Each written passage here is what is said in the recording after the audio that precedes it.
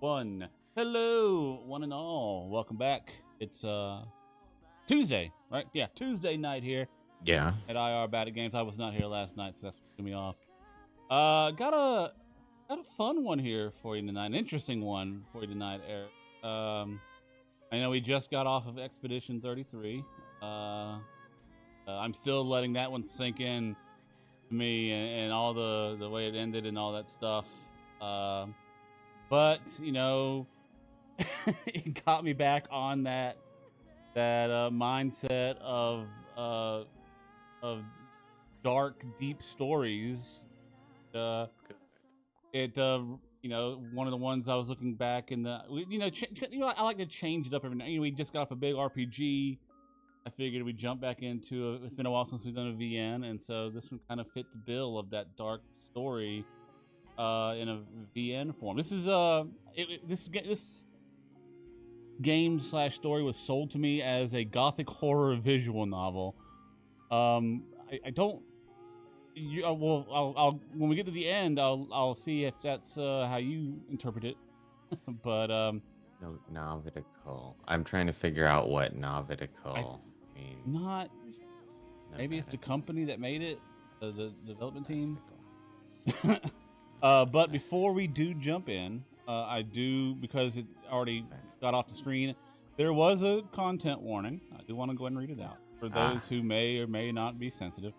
It says musical artist is my understanding. I got you. It says, attention! This game contains depiction of blood, graphic violence, and other potentially disturbing content. Additionally, certain characters are shown to use some discriminatory and offensive language, but their words do not reflect the views of anyone involved in the production of this game, nor do we endorse such behavior. This game takes inspiration from... What's that? Gonna read lines today. I think we'll be fine. This game takes inspiration from real locations and events in history, but all the characters and events depicted are fiction and have no relation to any persons or organizations. So there you go. Blood, graphic violence, maybe coarse language. Some coarse language. But yeah. It's a visual novel, so there's not a whole lot to build up to here. I think we should just go ahead and enter the mansion. You ready? Yeah. Are you sure the music's legal? I'm sorry to do it like this, but it just occurred to me when I was searching that it's an artist. It's like, oh, do you know if we're gonna be popped? No, I think we're. Are they muting us right now? No, we're fine. Okay. All right, here we go. Sorry. It's rock and roll. Enter the mansion. Produced by Novik. Well, then maybe I'm wrong. Maybe that is the whole producing family. I don't know. I didn't look too deep. I kind of just did the first string of recent Google search or autocomplete for Google searches. I didn't actually look. There is a house. No, wait. That sits beyond dark, dense. Sun. I can't remember the words, but like the world fading into view after a dream.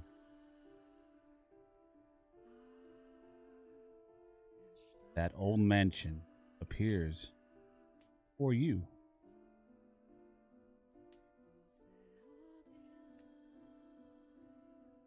Without realizing it.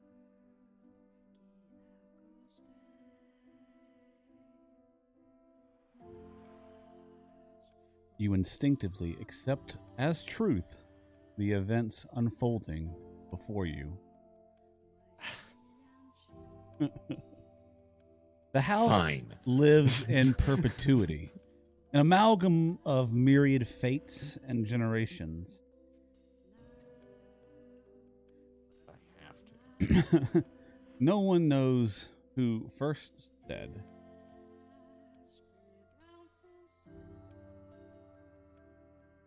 The music.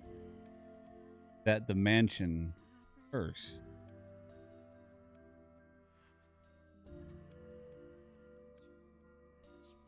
Wait. It's a real mansion.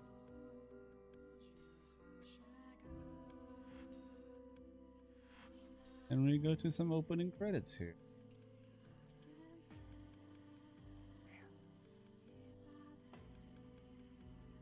Show our age here, but remember when things used to roll credits beforehand?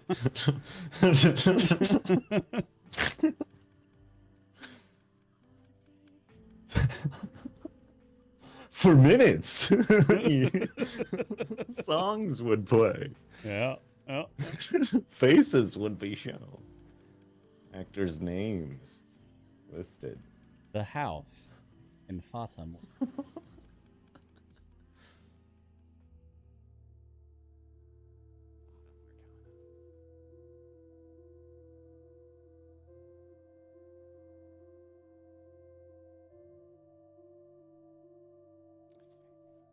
Our Father, Okay.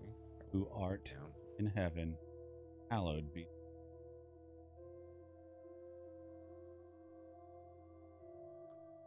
Have mercy.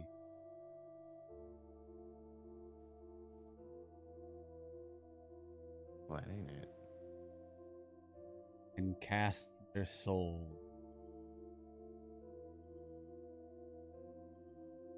Yeah, that's not a good. That doesn't sound like the Holy Prayer. I'm not. It's been a while, right? I'm rusty, but I don't think that's the Lord's Prayer. Would you like to be you? Oh God. Do we have a clear distinction between like thought you and speaking you? Do you want to do that, and then I can do characters default unless I need Sure. an extra body? Well, okay, yeah, that's fine. That's our go-to, Yeah. I guess. I don't know. I'm scared of being the main character. I got you. I was looking down upon a corpse. My own corpse. I was afflicted. Great despair. That checks out. At the sight of it being dragged, place of. Oh. What? Wait. My soul crumbled, and I was wholly. Indeed, I did once lose everything. However, as I faded into darkness everlasting, I heard a voice call. And so, vowed once more that no matter how long it may take, how great the obstacles that stand in my way, or what form you may assume, I shall come back for you. Must return. So I ask of you, please wait until this mutilated body arrives there.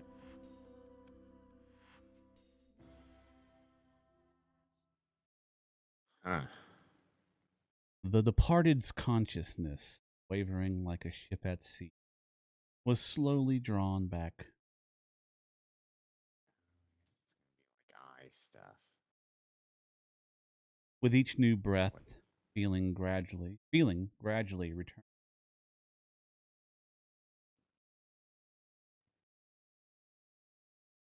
Is this a different person? Is it going to be like this? I don't think it will be. Master. You could hear the pattering of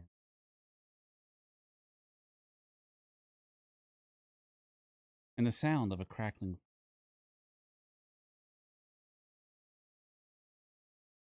Oh, that is somebody else, definitely. You'll get nameplates here in a minute. Okay. Creak.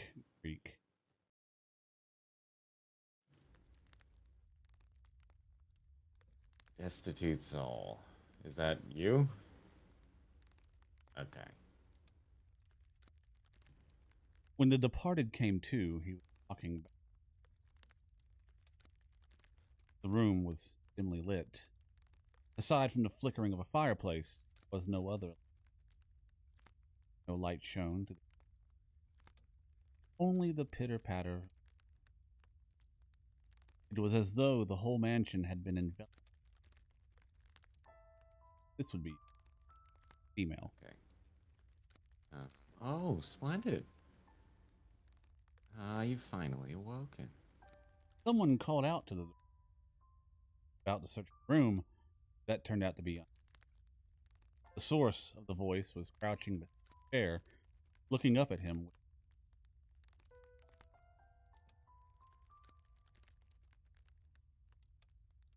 Good morning, Master. Good morning. And the interface and stuff.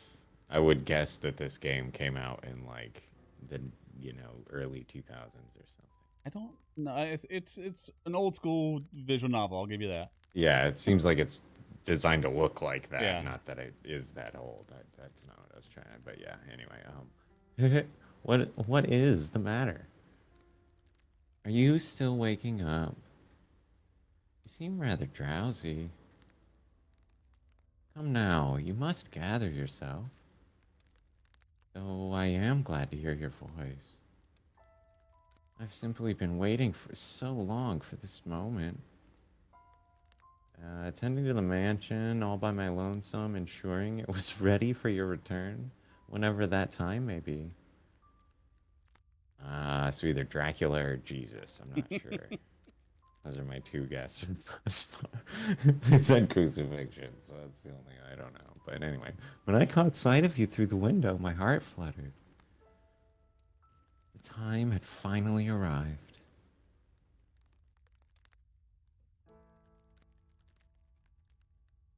This woman, who looked like a maid, seemed to know the departed. What kind of herbal tea would you like to start your day with? I have some wonderful chamomile leaves if you'd like. You would like, whatever. Or perhaps your tastes have changed since last we met? Tell me, Master, what would you like? I beg your pardon. I allowed myself to get too excited. But I hope you will be sympathetic, Master. I am just utterly elated that I could see you again.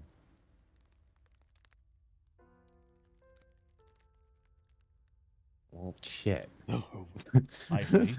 Her words are lively.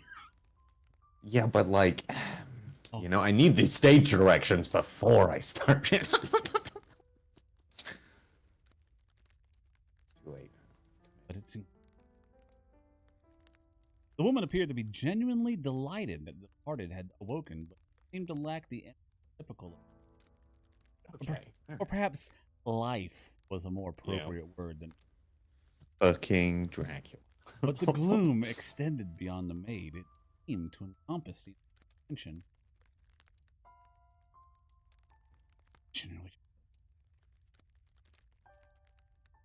Plaster walls illuminated by the fireplace and the rose engravings in the ebony pillars felt vaguely familiar, but a crushing sense of claustrophobia. Familiarity.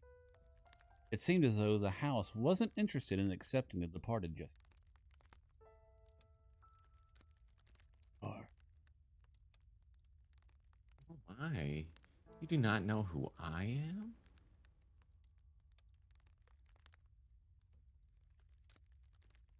Do you not know who you are either? not. Oh, that is quite the predicament. If you cannot remember who you are, then who am I to serve? The woman's face was Wait, what? pale, almost as though she was dead. A faint chill ran.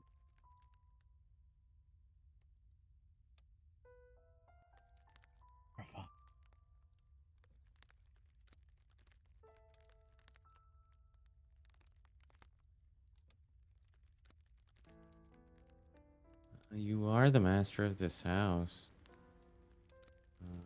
Though it would seem you have no memories of such. Quite the dilemma. If you know not who you are, then you are no different than a stranger to me, no? Oh, she's supposed to be like a French maid or something. Indeed, you have returned. But from where? That I cannot say.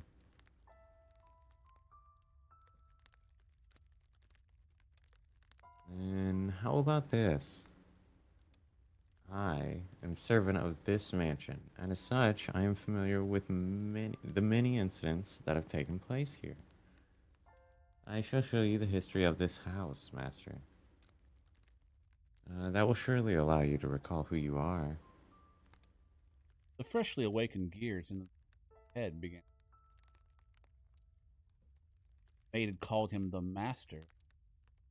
Without a single mirror in the room, he had no way of seeing, unable to decide.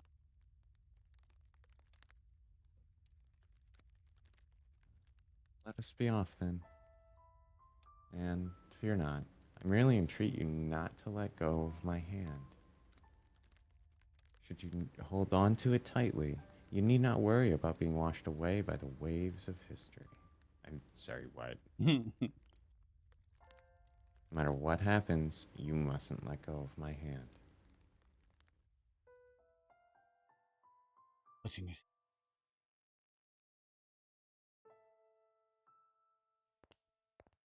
Because you blue bearded her, I'm assuming. I don't know. His hand in hers, he followed the maid's. I'm going to keep making arbitrary. The air within the mansion was oppressive, though black. The house was bleak and hardly a trace of color. The departed came across. Beyond it lay nothing but darkness. Sunlight and moonlight could be seen. There were no chirping birds. Signs of life at all. Everything that would normally give color to the world.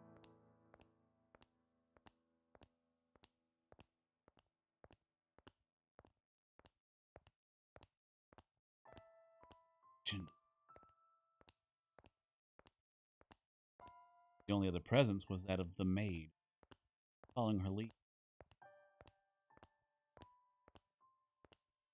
After some time, they arrived at a double door, the glass within. The door, once bright, had long since. It appeared to lead to the back garden. Departed could hear children laugh. Though it is in the state you now see it, a beautiful, beautiful garden once lay beyond these doors.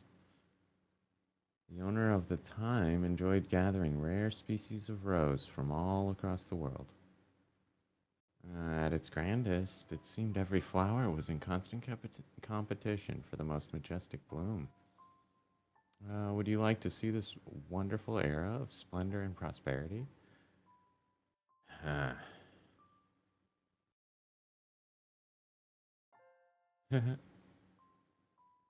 I very much hope it is to your liking, master.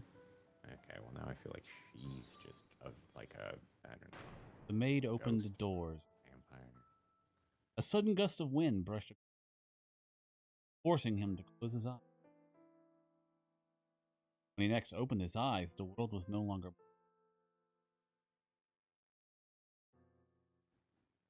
Or like with the angels and Doctor Who.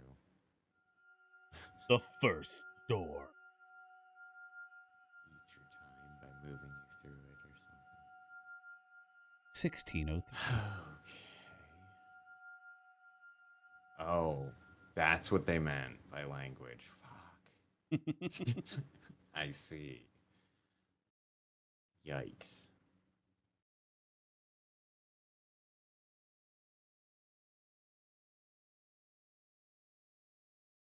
The mansion had an alluring air of beauty in that era. It was almost like something out of a fairy tale. I will tell you, when I played through this game, it reminded me a lot of like The Haunting of Hill House. Yeah, it definitely has like a haunted house vibe to it. I'm not sure what the deal is here, but This she's period sketchy. of history could perhaps be described as a symphony of destruction, as cumbersome principles of old came crashing down. Freed from the day-to-day oppression of these antiquated precepts, the people seemed to hark back to the more poetic, expressive ways of old. They took these newly blossoming emotions in hand, and with them they wrote literature, painted portraits, composed theater, and found love. Even the church, which had maintained authority throughout the Middle Ages, embraced the changing times, adopting the culture's flowering sense of aesthetic. War would break out not 20 years from then, plucking the ripened era from the tree of history. But that is of no concern to us now. At the time, it was still what people referred to as the Golden Age, a period of furor for all who were there.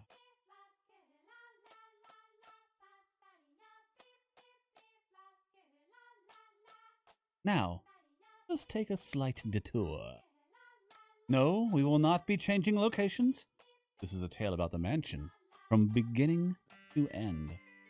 We will, however, be moving through time. Say, about 8 years into the past.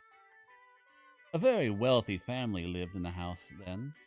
The mother and father, brother and sister all had distinctive, beautiful flaxen hair. I was always enamored by them. By contrast, mine is the color of a wet crow. I think this is the Is maid it? talking. Yeah. Yeah. I didn't. I could have been reading. That's these why notes, I thought but- the maid was the narrator, but I wasn't 100%. Oh, is it? Okay. Yeah. Man, see, I don't know what's going on. Oh well. Do you want me to read these, or do you want to keep doing it? Yeah, go ahead. Go I ahead. have You got no it. idea. Okay, see, there I am, standing around, looking rather a fool. I was happy back then. And what reason did I have not to be? Afforded the opportunity to attend to such a beautiful home. So I poured my heart into serving that family. Listen closely, if you would. That soft, fleeting sound that could only be a young girl singing. Can you hear it? La la la la la la la. Nice. I am very happy with a lot in life. No, the girl you see cheerfully picking crimson roses and singing like a songbird was called Nellie.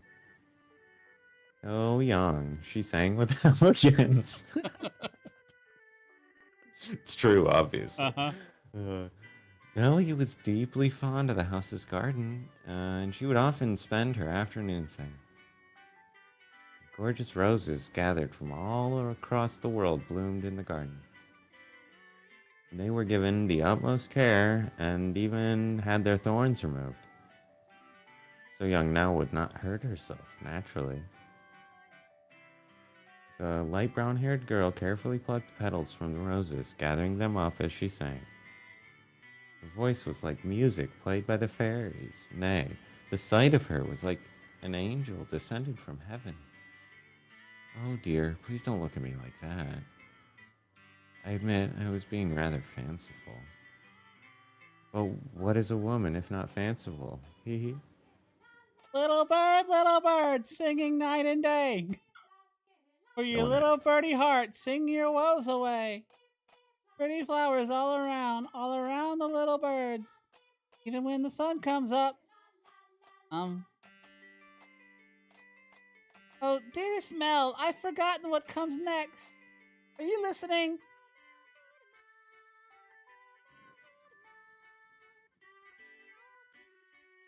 Oh, right. That's me. Nellie was, as a matter of fact, not the only visitor to the rose garden that day. She always came with her older brother, Mal. The young siblings were inseparable. Mal adored his little sister, who in turn pined for his attention. The sight of the two innocent children cuddling together, not yet shackled by fear for the future, was truly heartwarming. That day, Mel was sitting in the shade of the tree reading a book. As I'm sure you are aware, in their time, books could not yet be mass produced. What he was reading had been copied by a scribe. I presume he had borrowed it from the church. The book, having passed through many hands over many years, was visibly worn, but I suppose that just speaks to its importance.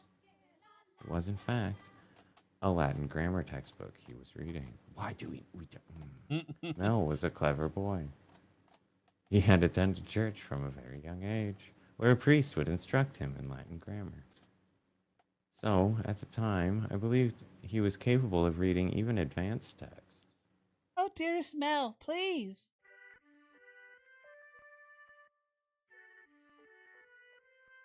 The young girl approached her brother, who was consumed by the text.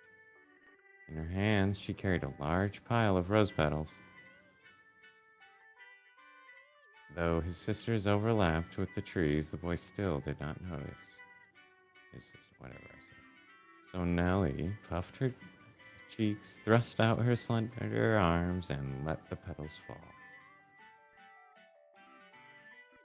Guess you could be Mel. Oh, okay, cool. Ah, Look, your head is covered in roses, Mel. oh, Nellie, you got petals on the book. This isn't mine. I can't afford to let it get dirty. It's your fault. Oh, sorry. Your fault, dearest Mel. I tried to get your N-E-L, attention. M-E-L-L. It's killing. Yeah. I read by word shape. And besides, flowers won't get a book dirty. Empirically false. I must raise the white flag. Now, when did my little lady find herself such a sharp wit? While waiting for you, dearest Mel. I waited and waited, and you didn't so much as glance at me. I'll be an adult by the time you're done reading that book. That soon? That soon. Mother says girls grow up fast. She may be right. In that case, we should do something together before you're all grown up. Surely you won't play with me any longer when you become an adult. Not true. I'll play with you even when I'm grown up. But grown-ups don't play, Nellie. Fine, I'll stay a child forever then. Didn't you just say you were about to grow up? So mean, Nell. What? I'm sorry. Please don't pout, my little lady. How about this? To make it up to you, I'll play whatever you want today. Really? Do you mean it? I want to play make-believe. Make believe. Make-believe. I will be a princess taken captive by an evil kingdom. You, dearest Nell, be my valiant knight. And then you'll turn into a prince when you rescue. A knight can become a prince? Impressive. They can. Knights and princes both have to be charming. Of course they can. That's the... Is why it must be you, dearest Mel. No one can be my prince or my knight. No one else can be my knight. While he may have appeared outwardly embarrassed as his rose-cheeked sister proclaimed prattlingly, I am certain he was smiling on the inside. After a few moments, he merely knelt, bringing himself to eye level with Nell and gently stroking her soft hair. See, I, may be putting something on this game that it has no intention of conveying, but I picked the same voice that I used for the brother in the coffin of Andy and Laylee. So that's not this game's fault, but it has now colored this in a way I don't know if it intended or not. All right, then. You're my princess, Nellie. And not just anyone's princess, dearest Mel, but yours alone. So, don't be anyone else's prince but mine, okay?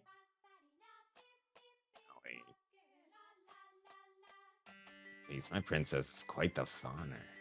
Is that bad? Does that make you dislike me? Not at all. I'm proud to have you as my sister, Nellie. You mean more to me than anything in the world, my dear princess. I love you, dearest Mel. Always be my prince, forever and ever. The mood quite improved. Nellie began humming the melody of the song she had forgotten the lyrics to. Holding the skirt of her dress out from her body, the young girl pranced about the rose garden. Mel, his eyes on her back, gave a little shrug. Oh, Nellie, don't come crying to me if you trip running like that. But Mel was not entirely disapproving of his sister's excitement. He carefully brushed aside the petals on his book and set. Bleh. Okay. I thought I was about to throw a fit because they said and set. Like, people in the South say set down. Like, I don't know, instead of sit. I was about to. Anyways. Set it down in the shade of the tree and began chasing after Nellie. They were picturesque siblings, brimming with hope. And at this time in their lives, there was nothing to jeopardize that hope. Would it not be wonderful if children could stay children forever, Master? As I see it, though, the pleasant, gentle times in our lives have value because they come to an end. Wouldn't you agree? Time continues to flow, impartial and without exception. And as such, everyone's childhood comes to an end. Be that as it may, does time also flow at the same speed for each individual? Now, let us take a trip down the river of time. I would be very much delighted if we could remain at this point in time, but unfortunately, we cannot. Please, do not let go of my hand, Master. Rough. I don't like that. They keep mentioning it. The hand holding. It keeps coming back up. Yeah. Don't blink. That's the name of the Doctor Who episode. Gotcha. Are you familiar? Yeah. With okay. That's sort of where my head is at. Somewhere in there. I'll be on my way then. You usually stay for longer. Yeah, I have an errand to run today. Thank you for your time, as always. Would you like the book back sometime this next week? Next week, or the week after. Makes no mind. Hold on to it as long as you like. But surely there are others who want to use it. None dude, as that's sharp nerd as shit. you, Mel. Put yourself in my shoes. You'll understand. I want to give you any advantage you can get. It's an exhaustive encyclopedia of sorting algorithms or something, Mel. I don't know what there is no high no. Oh, do you not believe me? Oh, I believe you, Father. And I mean to do whatever I can not to disappoint you. That's the spirit. If you need anything, The Holy Spirit. Sorry. if you need anything, don't hesitate to ask. I'm proud to have you as my pupil. And yes, and Mel, do consider what we were talking about. University. Indeed. I can introduce some accomplished instructors. There is very little left for me to teach you. I believe you would make a fine priest. Where do you need to go to learn to be a priest, really? I mean, it's 1600s. It's Fair an enough. honorable I thing, guess it's Mel. not really the learning so much as the whole Yeah. process. Devote yourself to the service of our Lord. I'll give it some time. If you'll excuse me then. I'll see you again. Our doors are always open. Why did he says farewell? I feel like he said that like he's about to run off with the book. Whether it's in service of God or in the service of the church, it is an honorable profession. But theology, wouldn't mind attending university, but I'm not so sure. I'd kind of like to do something different, something more befitting of the times. As for what, though, I'm stumped. But I need to make up my mind soon. If I drag my feet for too long, even my father is liable to grow impatient. Mercy me. Young sire, please, blessed young sire, arms for the poor.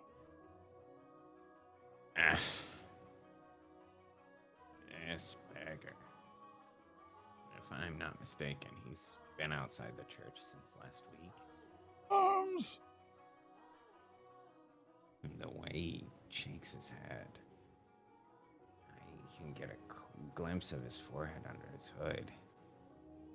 He's completely bald. Buy yourself some bread with this. Ah, thank you. Thank you very much. God bless you. Thanks.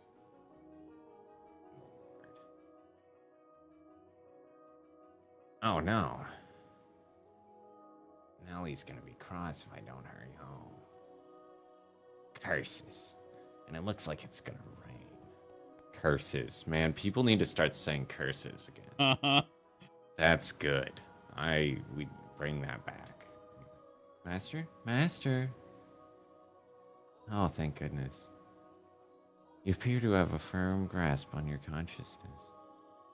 I was afraid you would accidentally let go of my hand.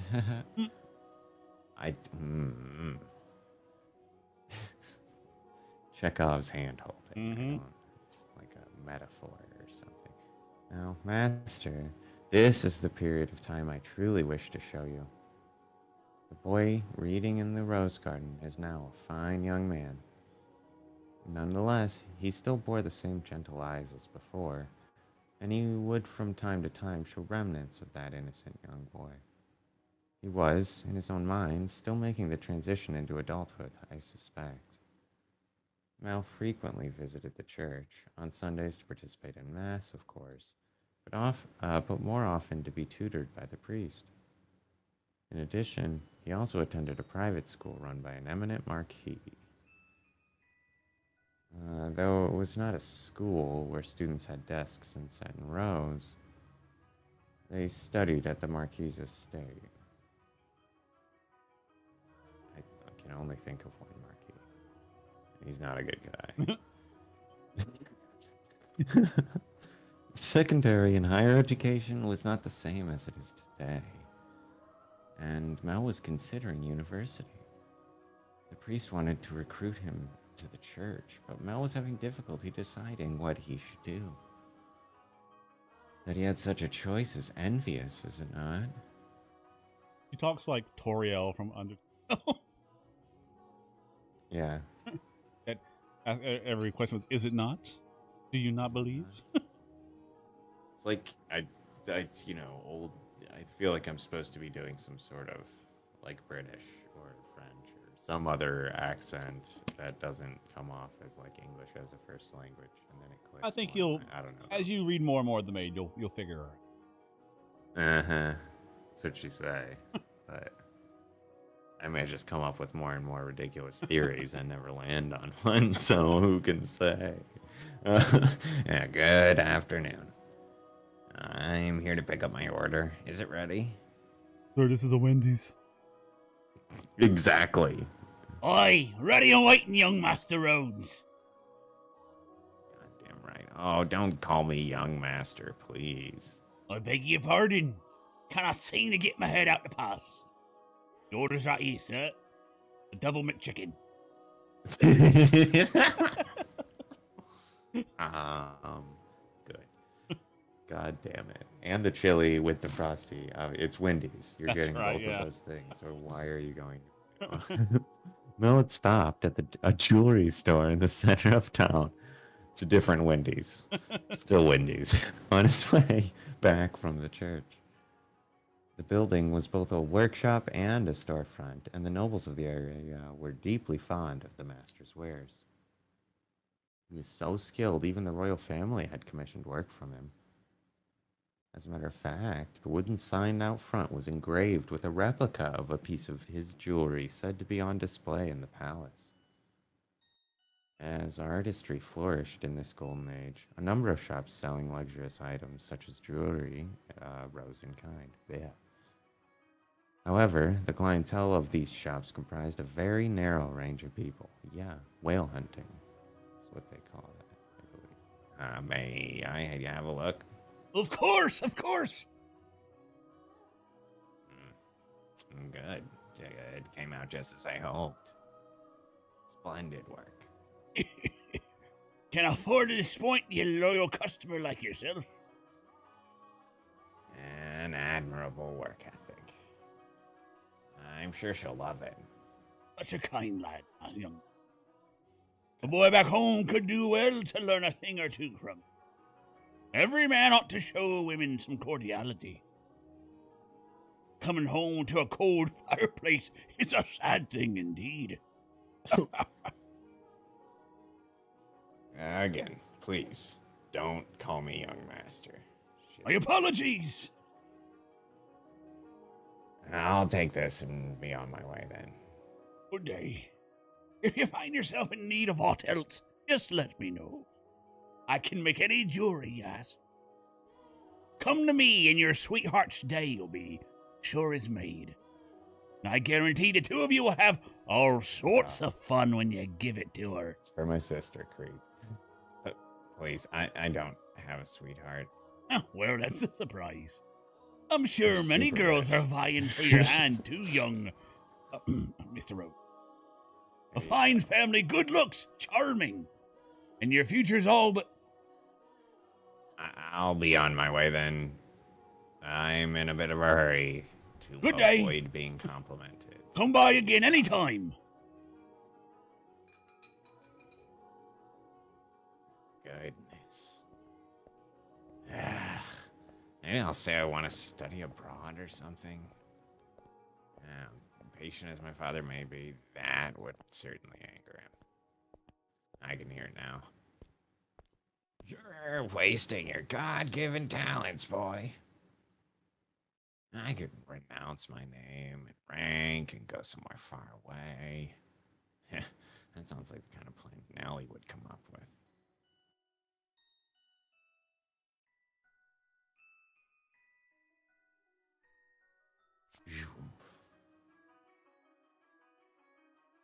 As he drew closer to the mansion, the rich fragrance of roses grew more prominent.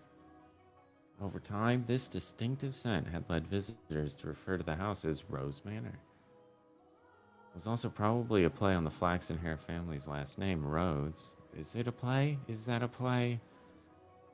It's not a play. It's just not. It's a sound. Anyway, which you heard the owner of the jewelry store just say just moments earlier.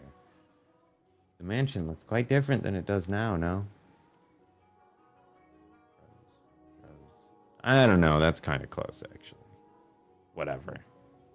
People are dumb. The mansion looked quite different than it does now, no? No thickets of ivory covering the walls and no rotten, broken doors to be found. I wonder what the Rhodes family would think if they saw the house in its present tragic condition. The sight of their abundantly blooming roses, a veritable symbol of prosperity, long since withered and turned into soil. My apologies, I got a little sentimental there. Let us forget for a moment about our own time. I suppose I stayed out a little too long. Oh well, the sun still shines high in the sky. I'm sure it's...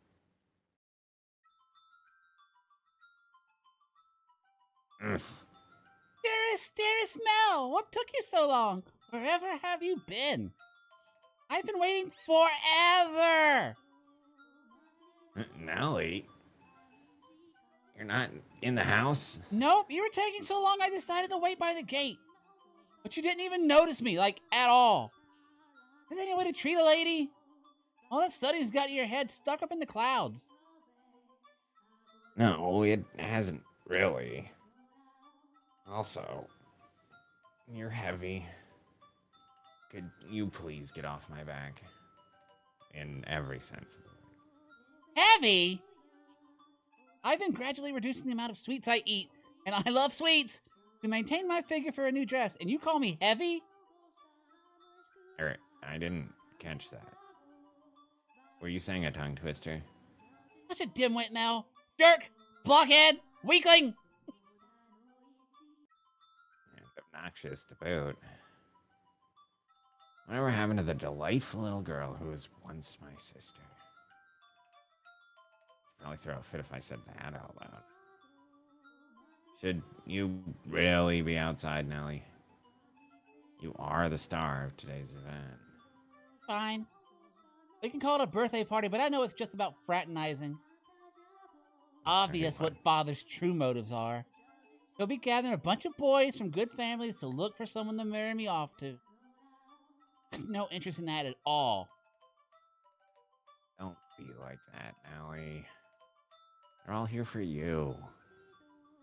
At least enjoy what you can at the party. Guess, and besides, it's not completely terrible. Look at this, dearest Mel. What do you think? What do I think? About what? About what? Mel! My new dress! It arrived! I'm wearing it! How could you not notice? I didn't notice it was something I hadn't seen before. But you have so many dresses, Nellie, so...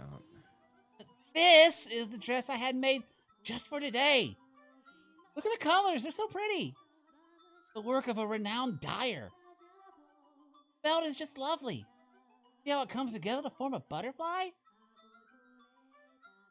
Ooh. I'm just absolutely in love with it. I think I'll be wearing this dress for a while to come. So tell me, what do you think? Does it look good on me? Yeah. It does. Yeah, it's pretty. In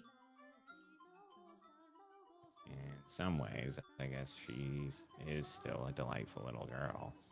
Oh, dearest Mel, I love you. Whack. Whoa, don't jump on me like that. Ah. Oh my, you dropped something. And what have we here? Wait, hold on. No, you can't have that yet. It's a present? Give it back. I was gonna give you that later. I knew it, it's for me. What could it be? Hey, don't open it. Big deal. It's gonna be mine soon anyway, isn't it?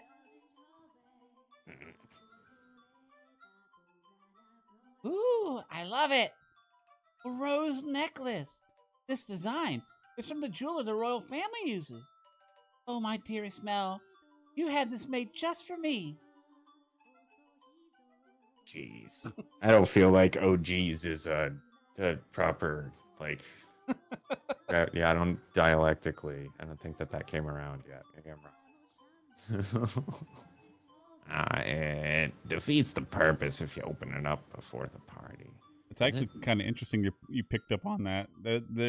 That's something to keep in mind. Okay. It doesn't make sense.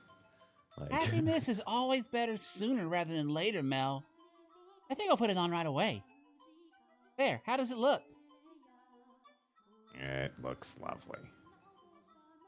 My prince is still the sweetest in all the land. Don't make such weird noises. Oh, but why not? A prince always knows exactly what his wants. And this princess wanted some rose jewelry to go with her new dress. Understand? Jeez. I don't have it easy playing your prince, Nellie. I sure don't have it easy. And it might be about time you found a new one. A prince is a prince because you can't just find one standing on a street corner. You want to retire, dearest Mel, you're going to have to wait another 10 years. I'm sorry, there's a documentary in which, a street rat is able to attain princedom. Another one, a knight is able to change the stars. William Thatcher, I believe he was. That's dumb. Okay, that's a long time. Or if you find yourself a new princess. Ugh, I'm not so... You're about as romantic as a rock, dearest Mel. But worry not, your adorable sister will always. What more could you want? Are you really allowed to be the judge of that? I mean, more to you than any other girl in the world, do I not? then that makes me your perfect princess. Uh, Hey! That laughing and it'll all be over soon laugh you keep doing. You're always telling me I mean more than anyone to you. yes, you do. More than anyone in the world, my beloved baby sister. I'll take good care of the necklace. Thank you, my dearest Mel. Well, if you're happy with it, then so am I. You're very welcome. Now, back into the house with you. You have a party without the guest of honor. Do you know if anyone's here yet? Nope. I imagine he'll be here soon, Definitely though. nope. I don't think nope was around yet either. Were you down at the church again today, Mel? Yeah, there was something I didn't know how to translate, so I went to look it up. Wow, so diligent. I can't say I really like the priest there, person. This is the job. That's how translating works, Nelly. I'm not sure if you're clear on the concept. Actually, I feel this. I kind of feel the same way. What? Really? Why? Well, you know, I have my reasons. So even you don't always act like the priest, huh? Let's get mass on Sunday then. We could go play. No skipping church. As for the brothers, so too did the sister. That day, Nellie would be turning 14, and Mel, 3 years her senior, was 17. You saw it with your own eyes, so you know just how much she has changed. She was always a cute little girl, and she grew into an even more beautiful young woman. Though she was only 14, she was well on her way to becoming a fine lady. Ugh. As for her character, well... But a girl like that always has her own charms, would you not say? Drifting down the river of time, the two siblings matured into healthy young adults, but the core of their relationship did not change in the slightest. Nellie was very much attached to her brother, and as much as Mal complained, he still deeply cared for his sister. Around the time that the sun had begun to set, carriages started lining up outside as well-dressed aristocrats made their way into the house. As Nellie had suspected, the majority of them were boys. Yes, I understand. You don't need to say anything. Rose Manor, right? Okay, well, go together. Hello. Oh, Is it the same person, or do you think it's somebody else? I don't know. don't make me. Rose Manor. I really don't remember a thing.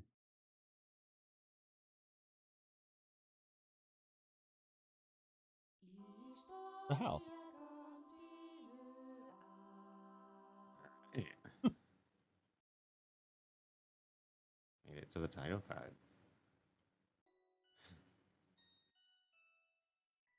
The room with the fireplace was always kept in pristine condition so they could entertain guests at any time. Walls colorfully decorated with tapestries and stained glass windows gave a testament to their great fortune. Their servants' first assignment every morning was to clean this room. Pitchers, silver plates, and silverware were polished to a shine so they could be proudly put to use at a moment's notice. And for events like their daughter's birthday, the room served an even more important role. The table's tops were removable, so they had ordered new tabletops with designs made especially for this occasion. You are fucking kidding me. Hey, 1600 aristocrats, man. That's a different I've seen kind of rich. Bridgerton. Yeah, that's rich. Yeah, that's woof. Chateau and estate rich. My God. And once the banquet had been drawn to a close, the tables speckled with half-empty wine glasses and leftover candied fruits were moved off to the side to make room for, of course, the festivities. Good evening, Lady Nellie. You're looking particularly lovely today. Nellie, I had these jewels cut just for you.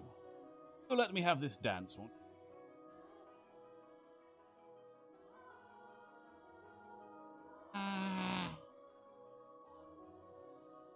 What's the matter, Nelly? You look exhausted.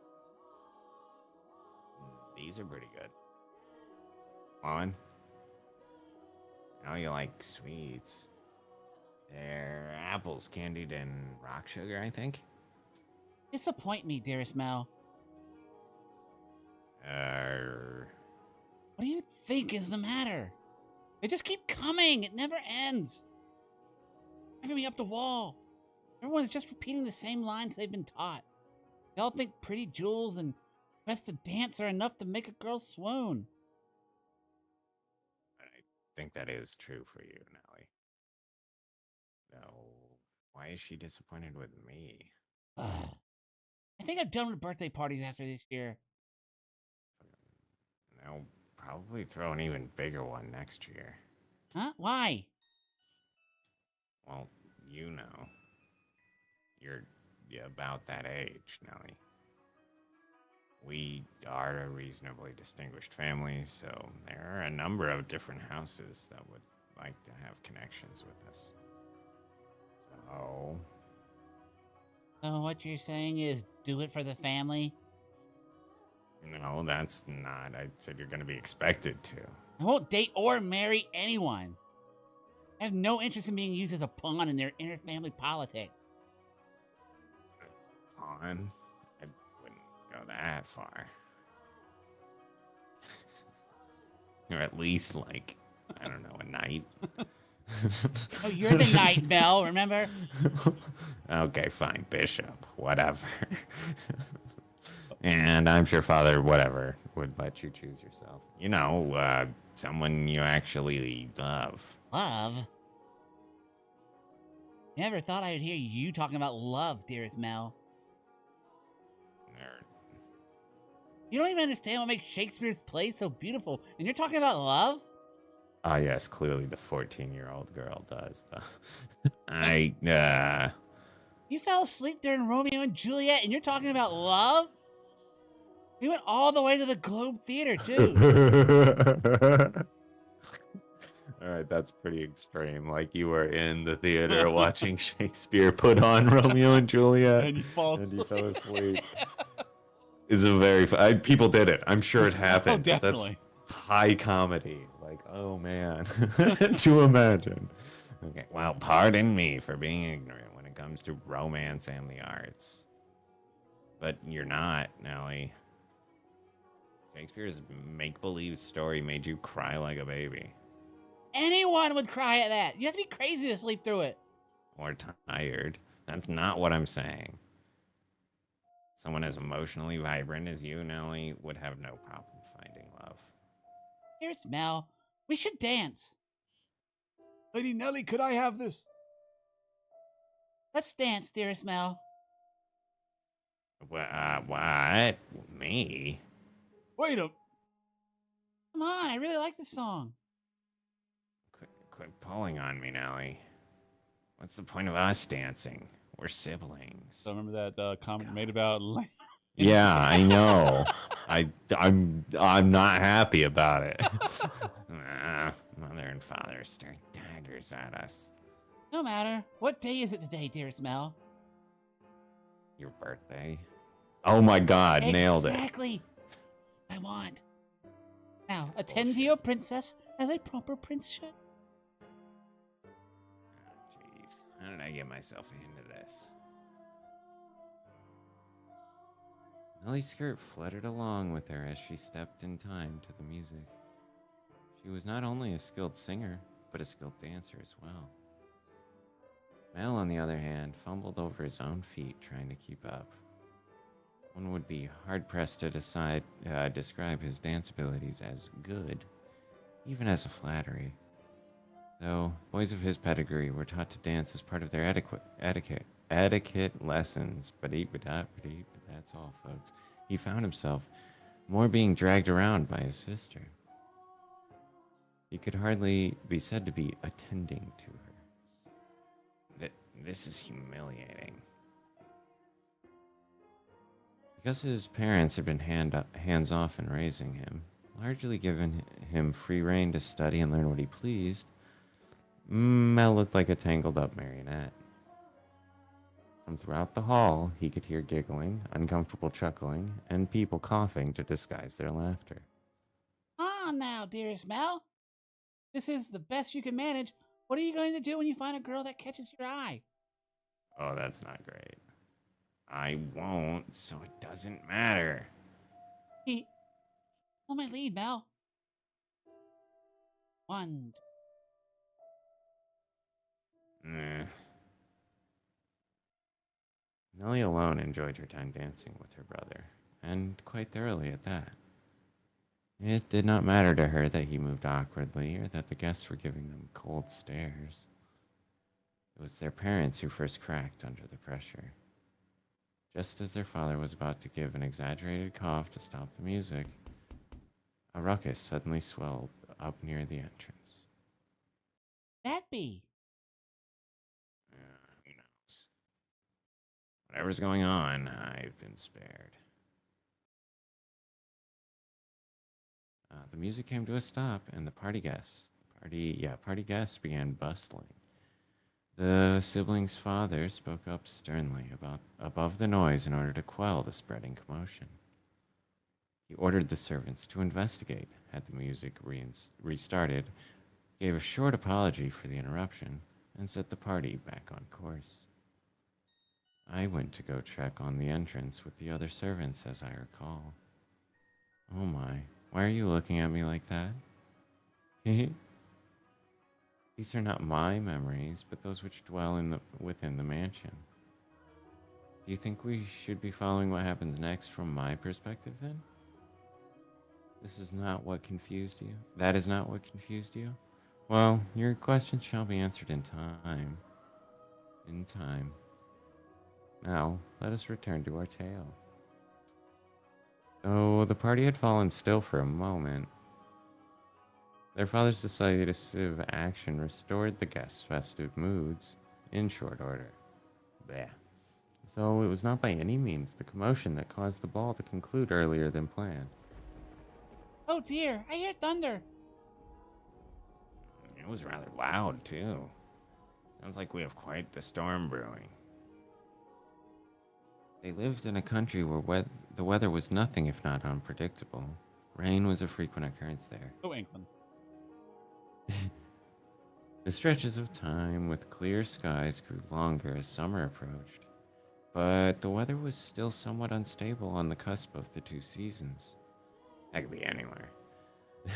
Listen, they had a strong wind that night as well, which turned the raindrops into little spears on the window. It turned the raindrops into little spears on the window. Blah! I swear I can read. Were the party to continue on any longer, no one would be able to go home.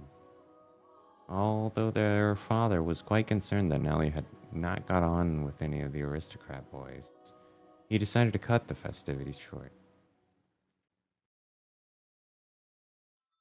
Thank goodness, it ended early. How lucky I am. This must be a blessing for always being such a good girl.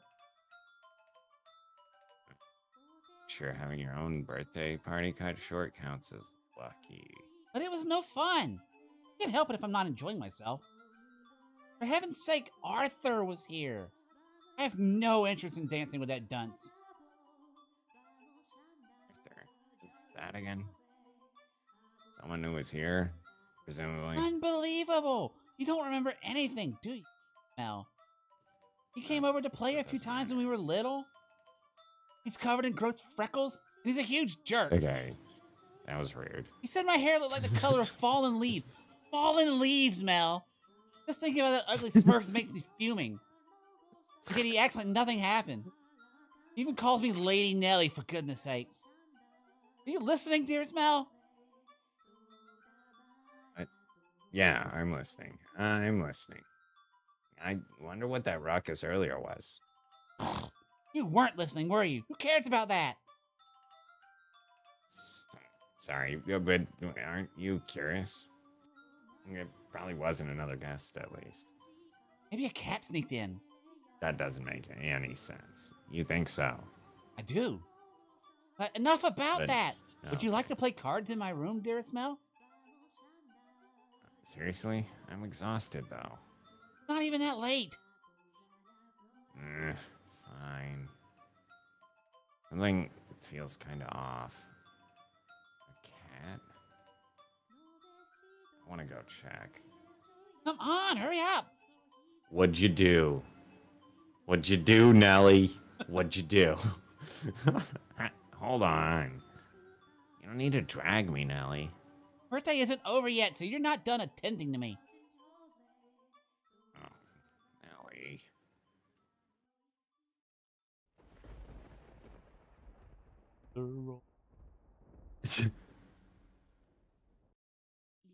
The house in Fata Morgana. That's what they say. I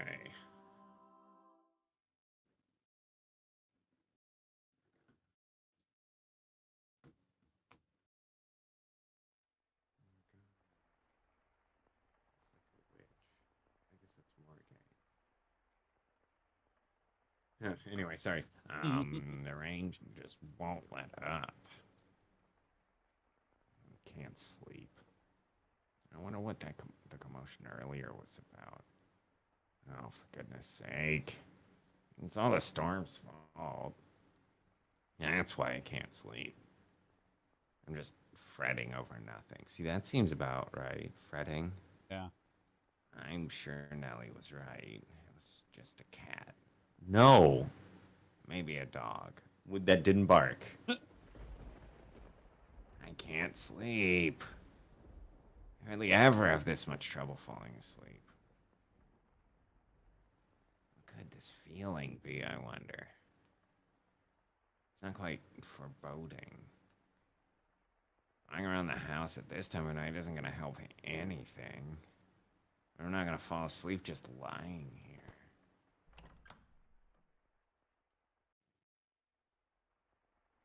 The only sounds that could be heard in the dark corridors were the sharp pitter-patter of the rain, his footsteps, and his breathing. Though he was intimately familiar with the layout of the house that night, the hallways felt like an endless labyrinth veiled in shadows. No moonlight shone through the windows, so he naturally found himself moving cautiously despite being in his own residence.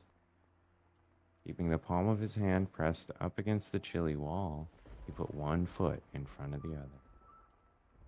But to where was he supposed to head? Mel, of course, had no way of answering that question himself. If he had anything, it was guidance from above, the path to his destination lit by flashes of lightning. Or perhaps there was something else leading him along. Though he progressed with a fair bit of hesitation in his step, Mel was slowly but surely drawing nearer to one room in particular. He made his way through the seemingly endless halls. Past the living room, its fireplace long since cooled. Into another corridor. And then stopped outside an Abigail's bedchamber. I think an Abigail. Yeah, it must be. Huh. The dim glow of the lamp spilled through the cracks in the door. A gust of wind is not necessary to make a flame flicker. A person's movements or vibrations in the air from someone speaking, the slightest of motions can cause the light of a fire to quiver, shifting subtly as though nudged by an invisible fingertip. Interesting. I wonder how true that is. I have no idea, right? Like, I don't, Right, yeah. have a lot of history living in, living by firelight, but I wonder if somebody's like super still, if the flame's more chill, or if that's not the case. I can see light from inside. Is she still awake? A voice. He seemed to be hesitating. It would not be difficult for him to approach the door and peer inside. But he had reservations about peeping in on another's chambers, even if it was in his own house. I don't think that justifies it necessarily. Moreover, this room was assigned to a woman. There was a woman behind that door. What would you do, Master, in this situation? Would you succumb to your curiosity and gaze inside? Or would you respect the owner's privacy? Hee. I shouldn't be doing this. But voice feels like it's calling to me? Or someone else. Yes, me, could sense someone watching me at that moment. He had succumbed to his curiosity. He stood on the other side of the door from me, his flaxen eyes open wide, trying to remain as invisible as possible. The wavering in his heart seemed to create faint ripples in the air, which I pretended not to notice. Yes, I knew he was there. I could sense his presence and his wavering emotions. However, I could not begin to speculate as to his true feelings or how great a surprise this was to him. I too am discovering new facets of this tale by viewing it through the eyes of the mansion. But it is not I who is of concern, Master. It is you. You and... I know I shouldn't be doing this. I should be ashamed of myself. But I can't look away. Who is that? Her skin is so pale you can practically see through it. Is it that white because she was out in the cold rain?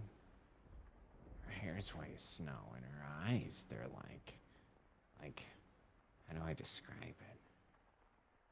My vocabulary truly lacks for situations like this. They look like... Like blood?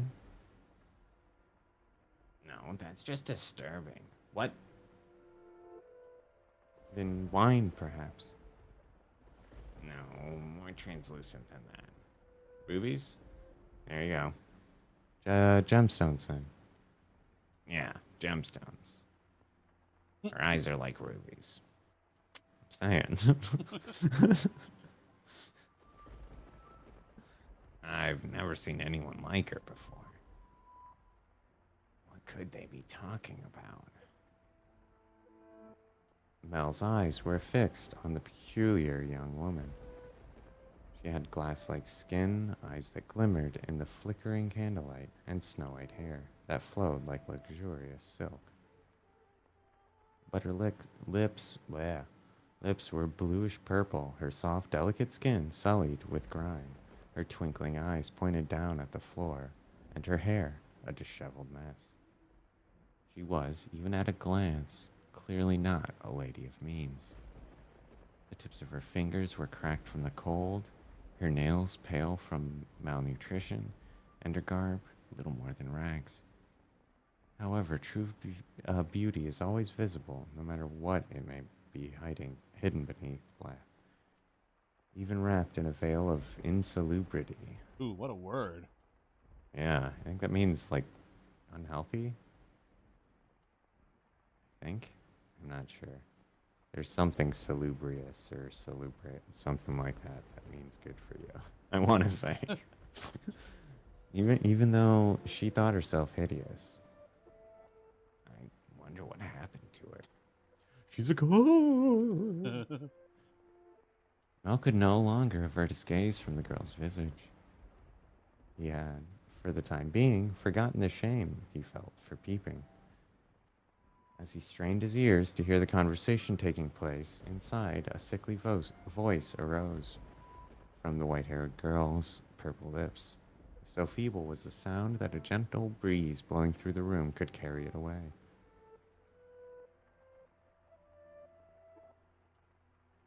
Think nothing of it. Give your apologies and thank. Oh, it's the maid. Maid, It's yeah. supposed to be probably the same maid. Yeah, it's the I'm a same maid. dummy. Didn't connect the dots. Give your apologies and thanks to the mistress.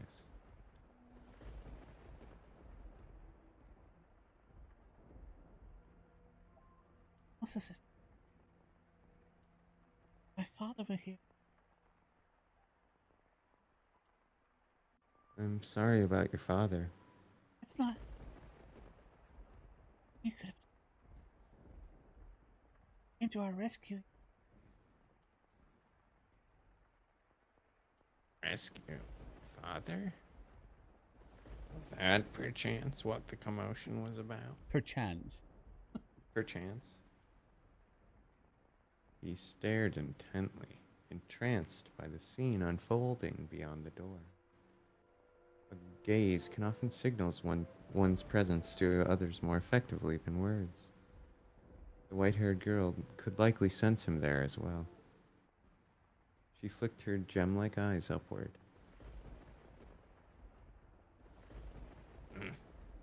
That was when the boy finally felt a pang of panic. For a split second, his flaxen eyes met her ruby eyes, causing him to recoil from the door. His heart was pounding like the rain outside. Careful not to make a sound, he took 2 steps away. Did she catch me? I'm not sure. It was only for one moment. She can't have seen me.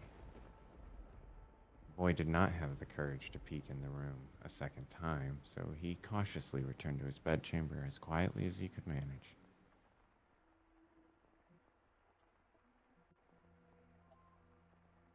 But even beneath his covers, he could not erase that girl's eyes from his memory. Her melancholic red irises, her voice delicate as a glass sculpture, her pale, almost lifeless skin, her pure white hair. Every singular detail kept him from banishing her image from his mind. Nor could he restrain his heavily pounding heart. Who could she be?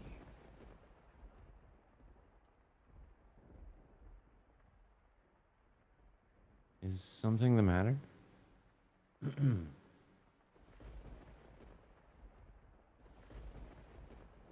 It's only your imagination, I'm sure.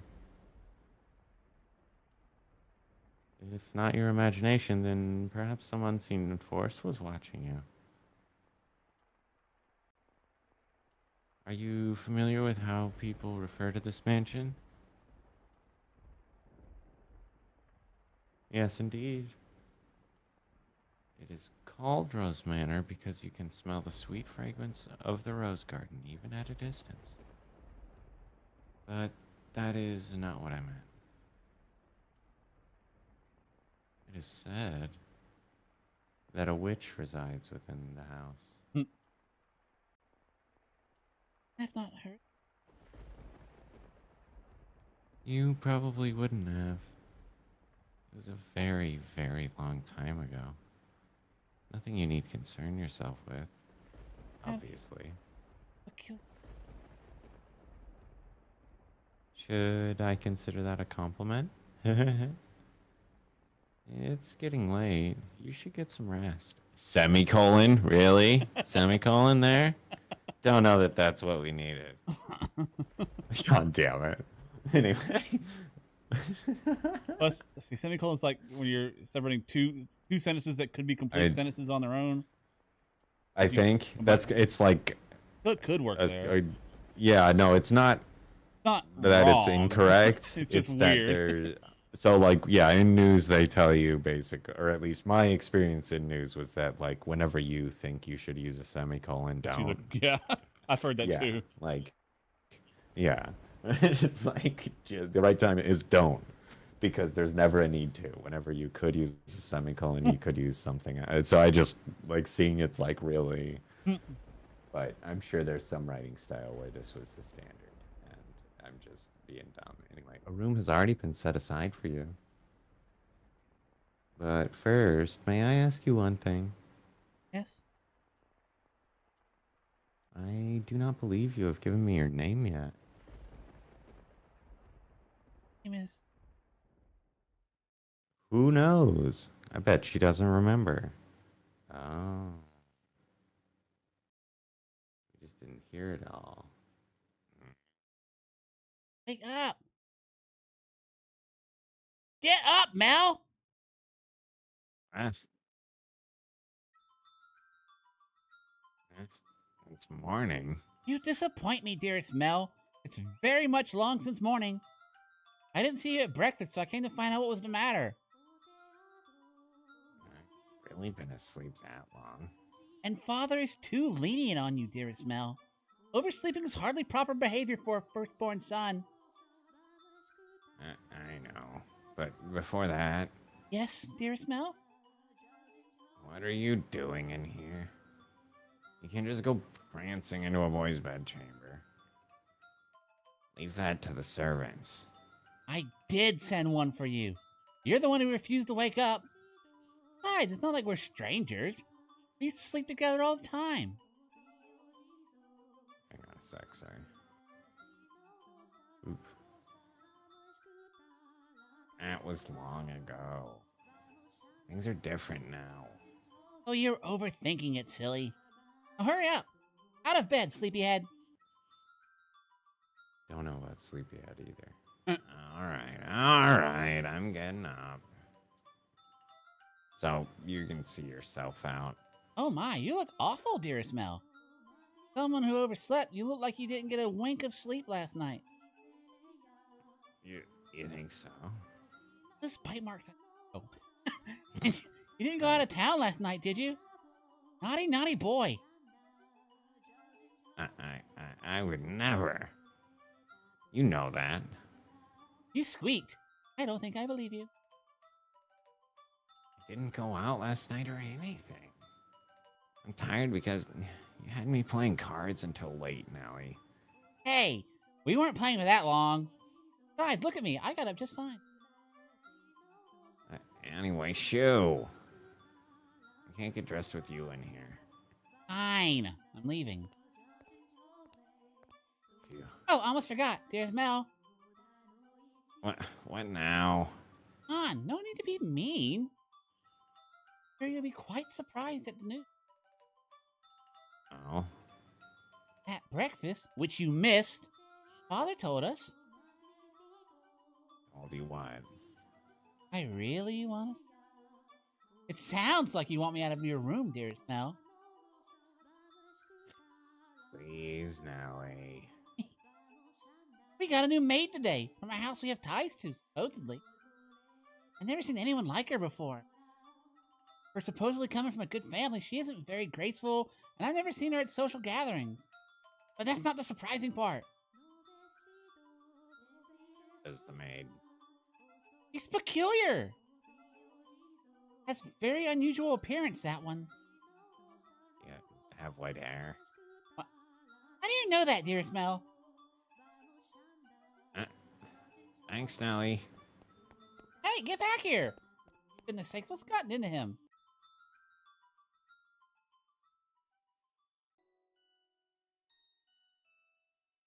At the time, the majority of the servants at the mansion were men.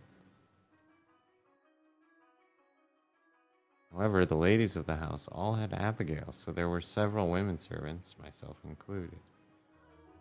The maids, by and large, were selected from the daughters of other esteemed families. It was, you could say, sort of a training before they entered society. The girls would serve at houses even more powerful than their own. And the white-haired girl Mel saw the night before was one such maid. Doesn't sound like it. When he heard this, Mel could not sit still any longer. Oh, I didn't really think this through, did I? I don't even know where she is. I'm guessing she's probably Mother's maid. White hair. It has to be the girl from last night. But deep down, he was having difficulty believing the young woman he had seen the previous night was truly here to be a servant. And can you blame him? When he saw her, she was an absolute mess. Hardly what you would envision from a girl of class. But he did not seek her to find out whether that was true. He merely wanted to see her once more, to ascertain whether what he had witnessed the previous night was real or his imagination. And he wanted to have an actual conversation with her. I don't want to run into Mother. That would be awkward. He was heading toward his mother's bedchamber, but the closer he drew, the heavier each step grew. He rounded a corner, debating whether or not to head back, and stopped in his tracks. On occasion, wishes do come true. When Mel turned the corner, he saw her, the same girl, that same white hair. Ah. She appeared to be cleaning the hallway. She traced along the wooden carvings lining the walls, making certain not to miss even a speck of dust. The girl wore a pristine dress, the uniform of the mansion's Abigails. There was no longer any filth to obscure her beauty. All that had covered her pure white hair and glass-like skin was no longer. The one thing that had not changed was her listless ruby eyes. Pardon me. Hearing his footsteps, the young woman raised her head. She caught Mel's gaze for a brief moment, merely blinked at, merely blinked at him in silence. But Mel? Yes? Warn me of you. Did he? I guess I don't need to introduce myself then. I believe she made an attempt to smile, though it was difficult to tell, and she quickly dropped her gaze back down to the floor. Flax and Ruby met only for the briefest moment. She seemed to be looking at both someone and no one at all.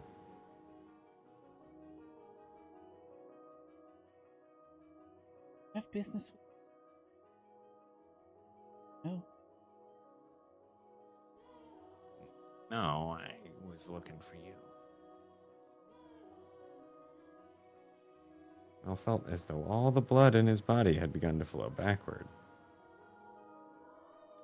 He could not effectively describe the sensation, but in a word, it resembled panic. On his way to find her, Mel had come up with a number of subjects he wanted to talk about, and he generally had little trouble speaking with others. He'd had less experience interacting with women, this was true, but the time he'd spent around Nellie had kept him from stumbling too much. Until then. Yes, for you.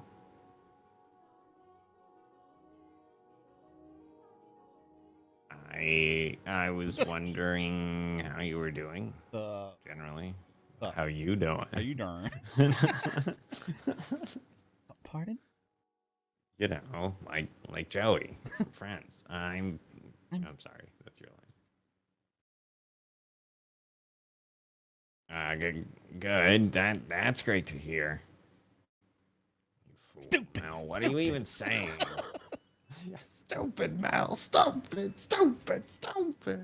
God damn it. You have more important things to ask, like where she came from or why she looks like a ghost or a vampire. One of the two. Or tell her she has pretty hair and eyes. That's a better way to come at it. Smart move, Mel.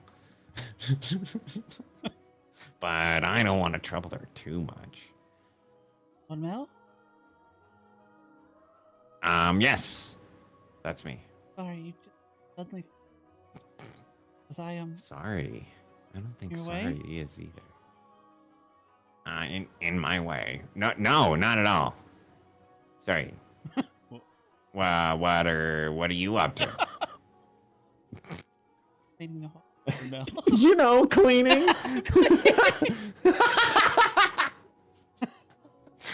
Well, yeah, I mean, I didn't even need to ask. That's basically your job. You're cleaning.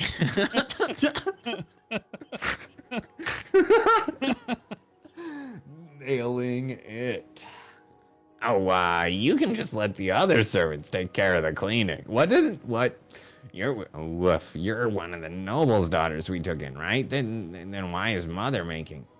No, because I want to. Mistress appeared to be busy and not simply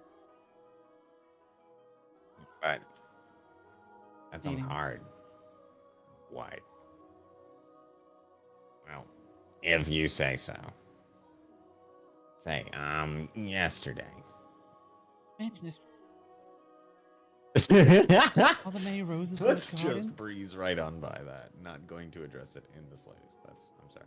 And the furnishing has had thought put into it. This family must have had wonderful sense of aesthetic. Oh, yeah, thanks. Did she just change the subject on me? Yes. Excited to have been given this opportunity.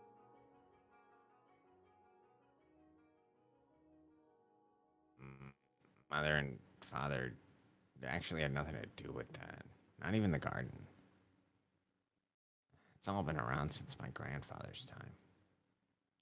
This mansion was a complete wreck when he bought it. Was it? Yeah, frankly, I'm surprised he actually paid money for it. The chandelier in the foyer was shattered and only half attached to the ceiling. Most of the decorations on the wall were broken. It sounds like a haunted house. Marvelous. Impressive. I'm sure he'd be flattered to hear it. Now, my grandfather was a bit of an eccentric. He liked to do things people didn't expect just to watch the looks of surprise on their faces. He's the kind of man who would buy a mansion that was beyond repair just to give it a completely new life. Everyone who had seen the property before it was renovated was astonished. They regretted not taking the opportunity themselves, seeing the transformation it underwent. Huh? I was just thinking that you're kind of like this house. Not, What do you I don't mean by that? think it's as much of a nice. Oh yeah, no, bud. I think that feels like it's a compliment. But, I mean, when you first arrived. Oh, no. Never mind, forget it. She'll figure out you were peeping on her, stupid. You're about to be like, you were not very pretty looking, I gotta say, when you got here. She hasn't yet, has she? Like, you're like a fixer-upper is not the romantic compliment that I think most women are waiting for. I could be wrong. I don't know. Not an expert in the field.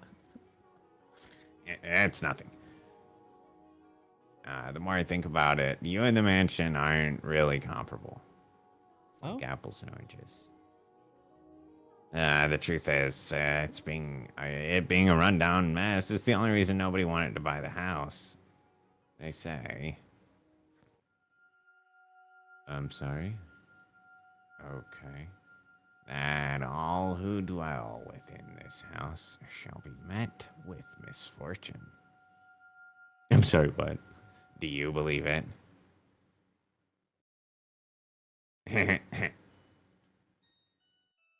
I'm just kidding. It's not actually true.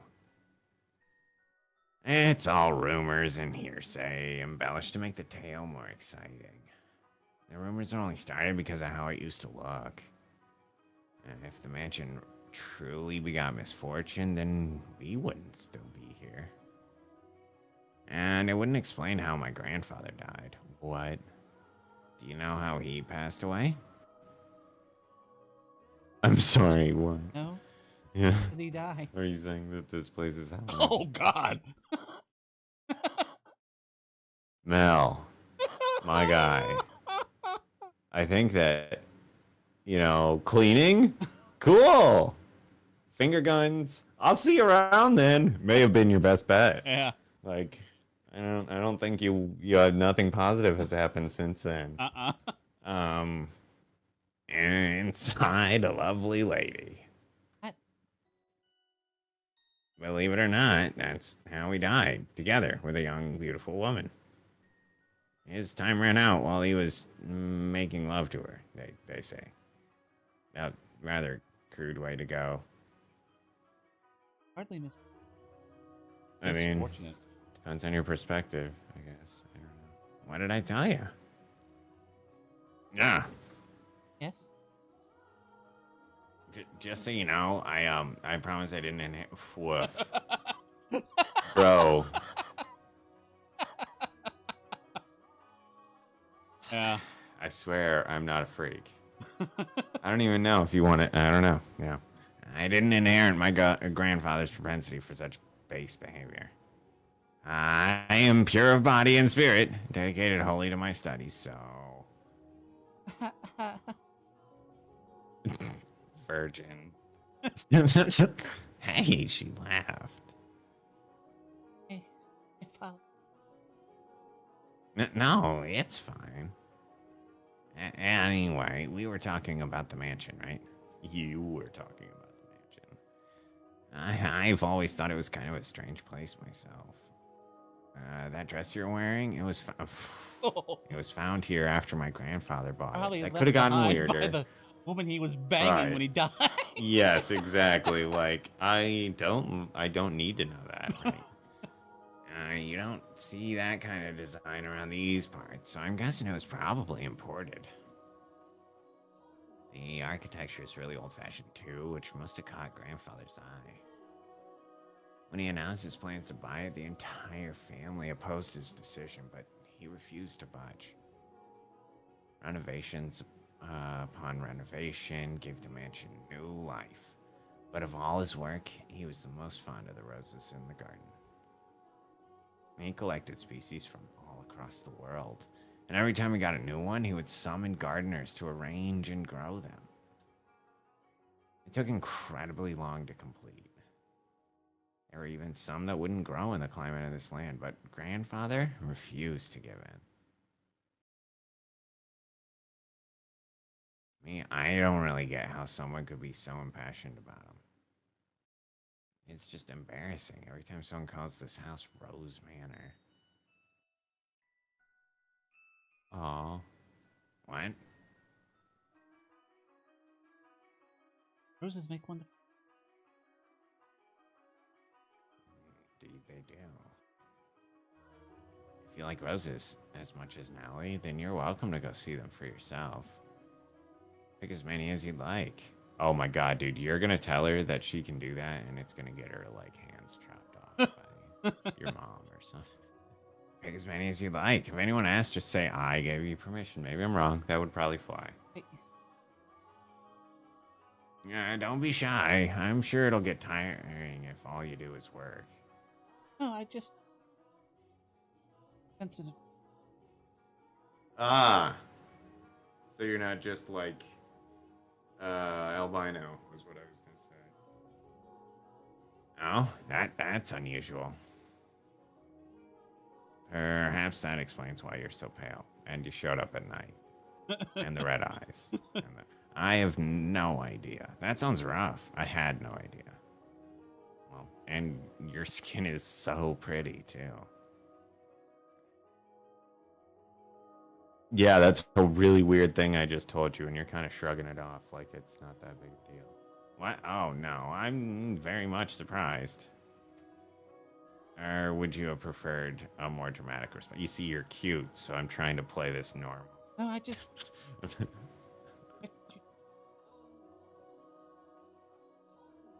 Into the sunlight and can sound like some kind of demonic. It does. Huh? Oh, you worry too much. There's not a monster in the world as sweet as you. Game. Finally, I got one. Yes. Are the other maids teasing you, perhaps?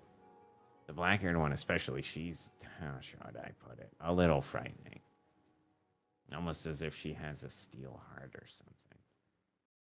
She's impenetrable. Right. She's one of Mother's maids too, right? Isn't she? Oh, yeah. Now I'm even more worried.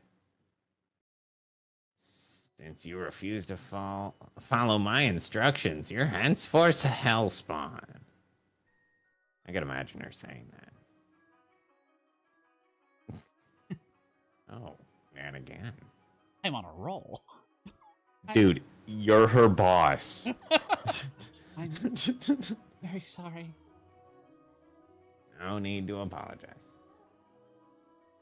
In fact, I wish you'd laugh more. Actually, she does. Efficiency. She looks so young and yet been here. Actually, she's been here for quite some time. But I don't know exactly how long. No one knows how old she is.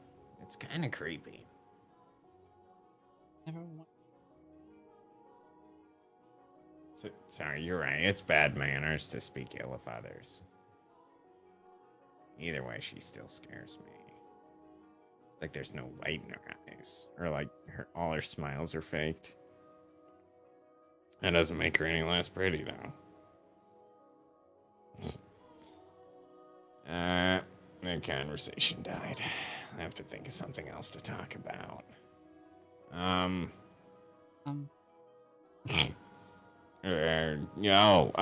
Yes, you can ask me anything. No, can I get back to work? Does the master? No. I have not seen him. Oh, yeah. Father frequently returns home. This mansion is actually our secondary house. This is just our other house, you know. Yeah. Why do you ask, though? I was. Oh.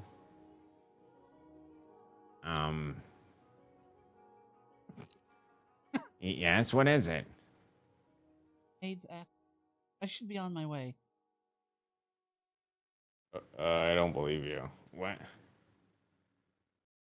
All right. See you later then. Oh, right. One moment. Since you're sensitive to the sun, I can pick some roses from time to time for you. For you to decorate your room. No. That's all. Sorry for holding you up. Why am I so bad at this? She definitely thinks I'm obnoxious. I want to hide under a rock. I want to reverse time and try this over again. Wonder about that.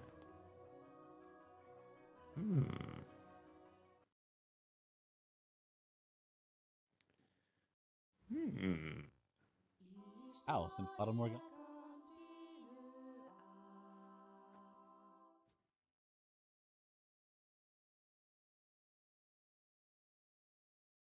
Fucking witches. Okay. You have my thanks, Father. And I apologize for being late today.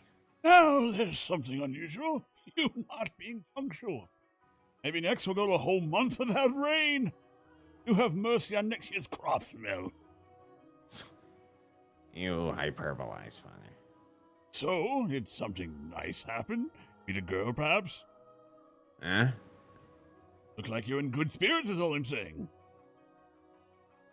Do I? No, nothing. Something did happen, didn't it? Give me the deets, boy. Yeah, it's all over my face, isn't it? People prefer an open book to a face of stone. I made that up. You like it? So it is. People may prefer it, but it's not a good trait to have for social engagement. Yeah.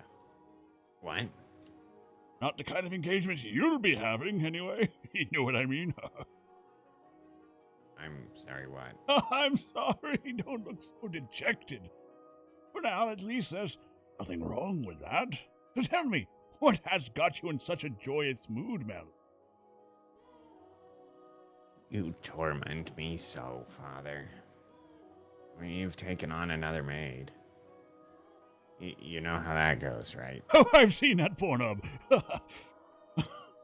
Someone new comes and things get lively for a while.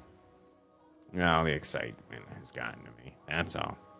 Ho, ho, ho, ho, yes, I know. What? Why are you looking at me like that? Got any pictures of her belt? No reason. No reason. Oh, what family does the little lady come from? Oh, I don't actually know. You don't know. I was gonna ask her, but oh god, well, but I missed my chance. Father has returned home, and I can't speak to mother. I see. It's caught your eye then, Yeah, she has. But the truth is, you're more than interested in her, are you not? What? No, I. Relax. Just fucking with you. You truly do enjoy tormenting me. Well, I should be getting home now. Aren't you trying to get me into seminary, you prick? Well, yeah. It gets quite boring around here, so I get my kicks where I can. Mel, Yeah. make certain you find out where she's from. If you're genuinely interested in her, better make sure she's got good blood, you understand? You know what I'm saying? It's your responsibility to determine if she's actually suitable for you. Thank you.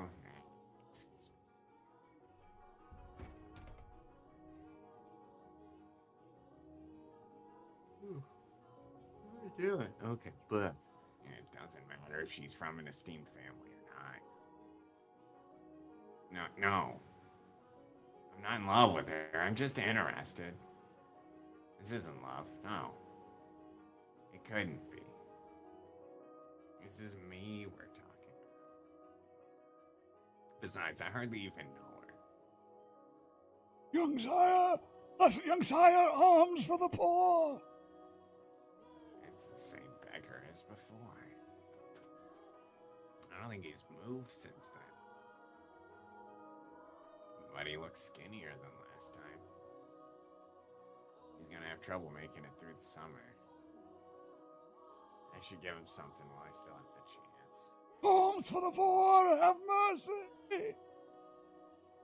Sorry, but this is all I have to give you. Ah, thank you much. I thanks upon you. May the Lord bless your soul, young son. Thanks.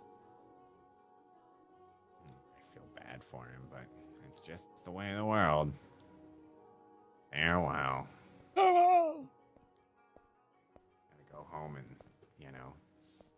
put on clothes somebody sewed for me today. And the skies are really clear. The sun shone fiercely down on the town that day. As was characteristic of the area, cloudy days and rain were frequent during this season, but the sun almost always took stage the day after the storm.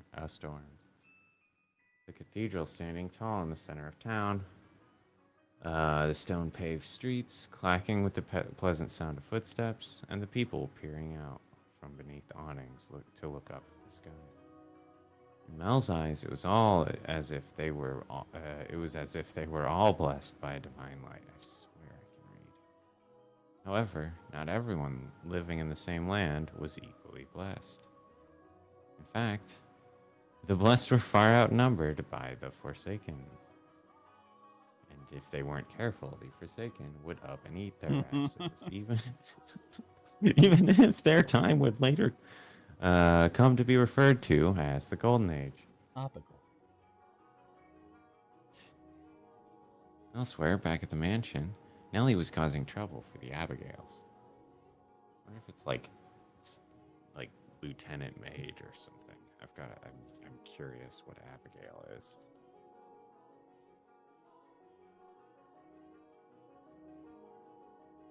What is an Abigail? No, I don't want to know about the Abigail from the Bible. Okay, that's not coming up immediately. On a whim, she had decided to redecorate her bedchamber, so she gathered the maids and put them to work, shouting orders and demands and complaints. And she had not summoned only her personal servants, but others as well, including the white-haired girl. No, not like that. How many times must I tell you? Tapestry goes by the door. I don't like the carpet's pattern. Is there anything else we Nobody could can do change anything about it that. with? Hey, who put this ugly vase here? Nellie appeared to be rather irritated, and it was the servants who bore the brunt of her frustration. Though if they found this similarly vexing, none of them showed it. She was a girl who spoke her mind, a trait particular to that time in history. Women of the Golden Age were so vivacious, in fact, that it inspired parody and satire in foreign countries. But no matter how hands off her parents were, had Nellie been born a generation earlier or a generation later, she would likely not have been able to act so free spirited. That day, however, Nellie did not seem to be her usual self. Though she'd always spoke her mind, it rarely went beyond being childishly adorable. It was unusual to see her in such a foul mood, not even a smile on her face. Get rid of all of it! The carpet, that chair, the desk, it's all so ugly. Don't we have anything better? If we don't, then order it. Have it made. Get it off Amazon or something. You can do that much, can't you? Hurry up and replace them.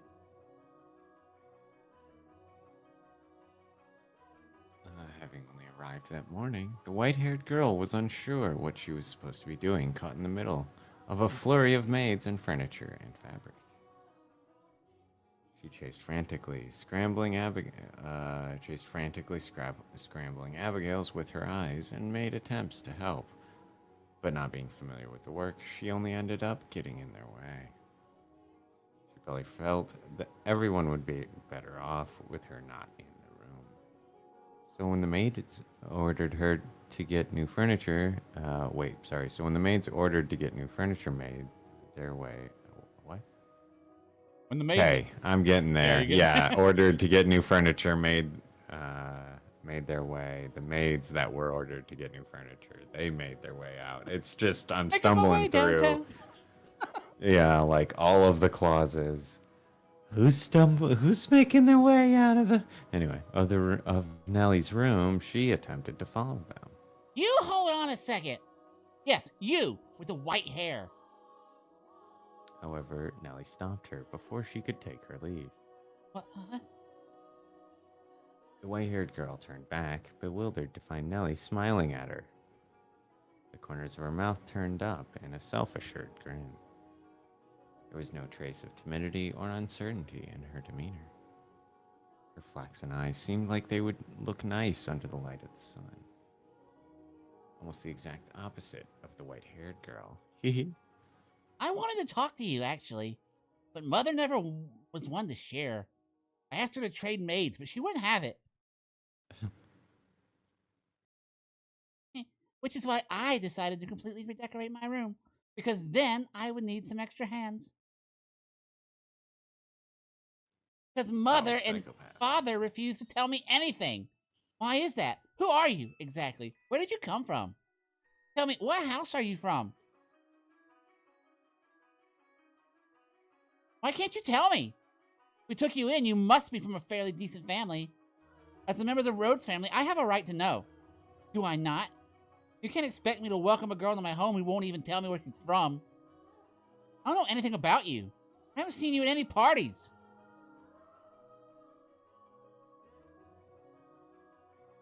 Came from Canada. Came from another country. You wouldn't know her. Another country? What country? Very far away. Oh? North of here? East? West? South?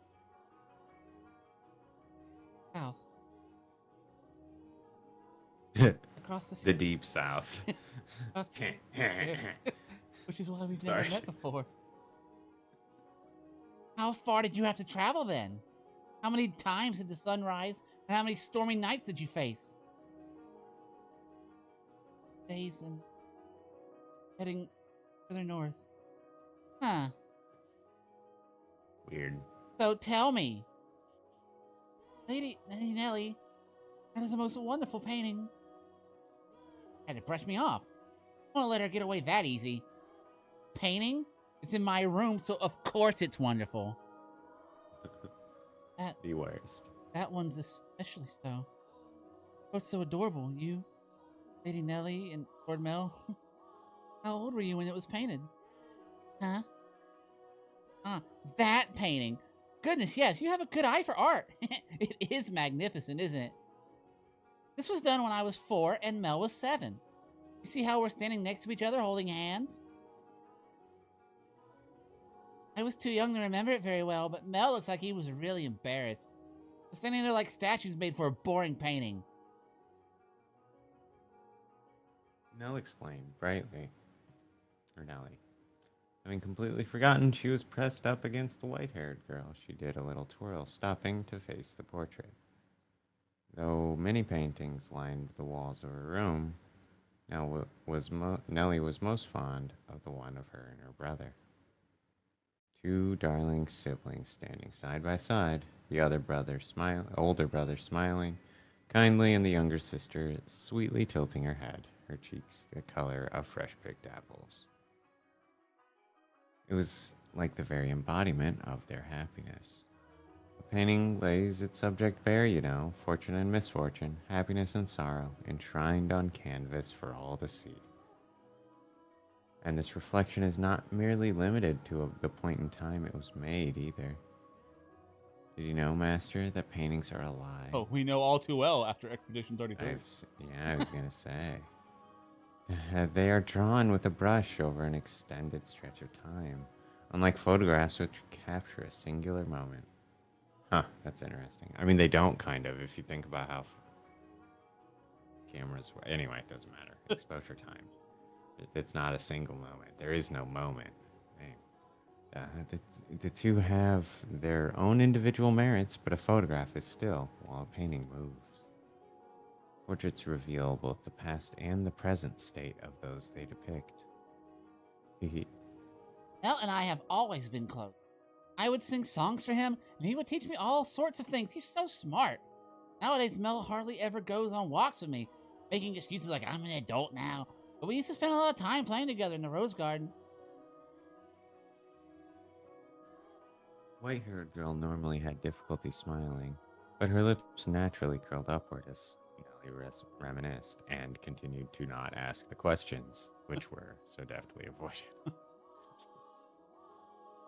A vision of the two happy siblings had probably swelled up in her mind, and I imagine there was a faint trace of envy in her heart as well. Nellie, Lord Mel quite deeply. Yes, of course I do. Mel's smart and he's studious and he's incredibly kind. For my birthday, he gave me this wonderful rose necklace. The jewelry shop he got it from is He's famous my brother. because even the royal family makes commissions from their workshop. So he had to have it ordered like months in advance. Just for me. He's a prince. Pretty charming, wouldn't you say? That's why I call him my prince. But you know what? Mel is a terrible dancer. And he still hasn't got on his feet on the ground yet. And he's so bad at interacting with girls. So there's no one else who would say this about him. Quite the gentleman. To him. Gentleman? Have you met Mel already? That reminds me. Mel seemed to know about her too. What do you think about Mel? Gentleman. That's not what I mean. Don't think I'll let you get away with putting any funny ideas in his head. What? Mel's too trusting, pure of heart, so I won't stand for you trying to take advantage of him. I never. So you say, but you actually want to get close to him. Dream of it, Lady Nellie. He is a man far beyond my reach. You aren't planning on doing anything, are you? You don't have any romantic feelings for him, do you? Well, do you? No romantic feelings for him. And you won't develop any? Not. And with that, Nellie gave a wide, satisfied grin. Even though one has no way of knowing how another truly feels or how they might in the future. You wouldn't, would you? Now that I think about it, there are plenty of other boys. You getting together with Mel is downright absurd. Oh, but anyway, back to what we were talking about earlier. Your family. I almost forgot. Ooh. Nearly got away. You haven't told me exactly where you came from or anything about your...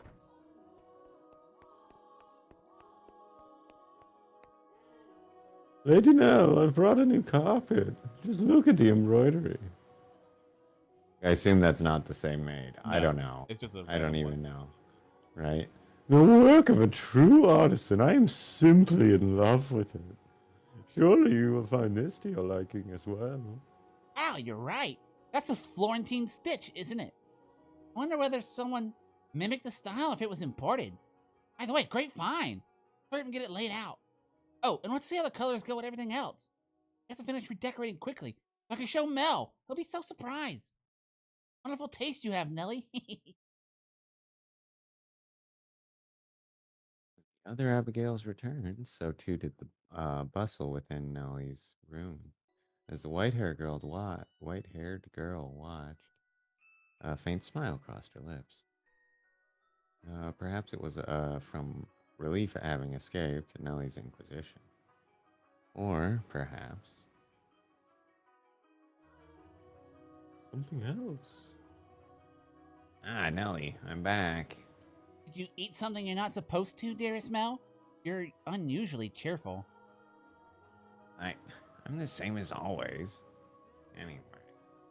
Never mind that, dearest Mel. Take a look at my room. I redecorated it today. So that's what you've been doing, hiding away in the house all day, Nellie. How is that any different from what you're doing? You're in the church all day. I guess. And we'll look at your room, I promise. But first, do you know where the new maid is? Now, don't get any strange ideas.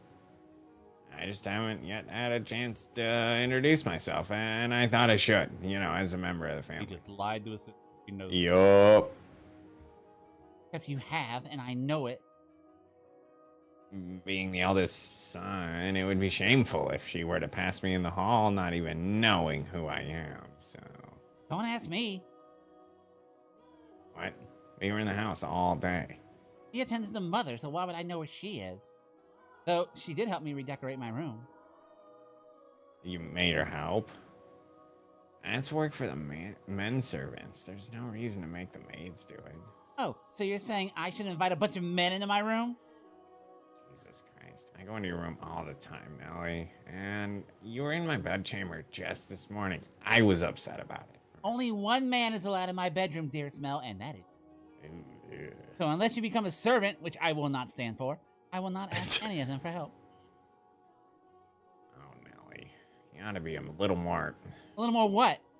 You're gonna lecture me, I won't hear it. What am I gonna do with you, my little lady?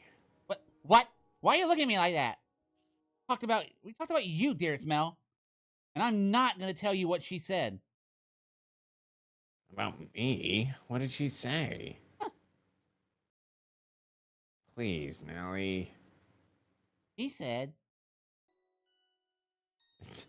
That she has no romantic She said she had feelings no for you romantic whatsoever. interest in you. Why did that even come up? Because we're both girls. And we talk about what kind of boys we like and who's the most handsome. And you're neither, except to me. Why do you look so downtrodden, dearest Mel? You look like a sad little boy who can't get his crush to notice him. Your face is unbecoming of a prince, Mel. Are you interested in her? That's strange. You haven't even met. I am not.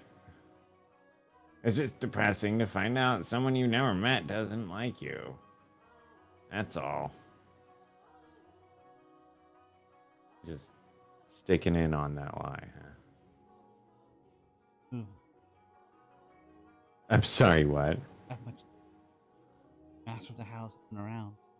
So next in line would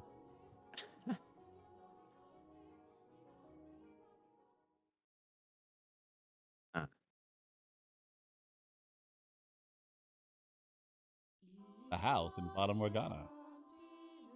Huh.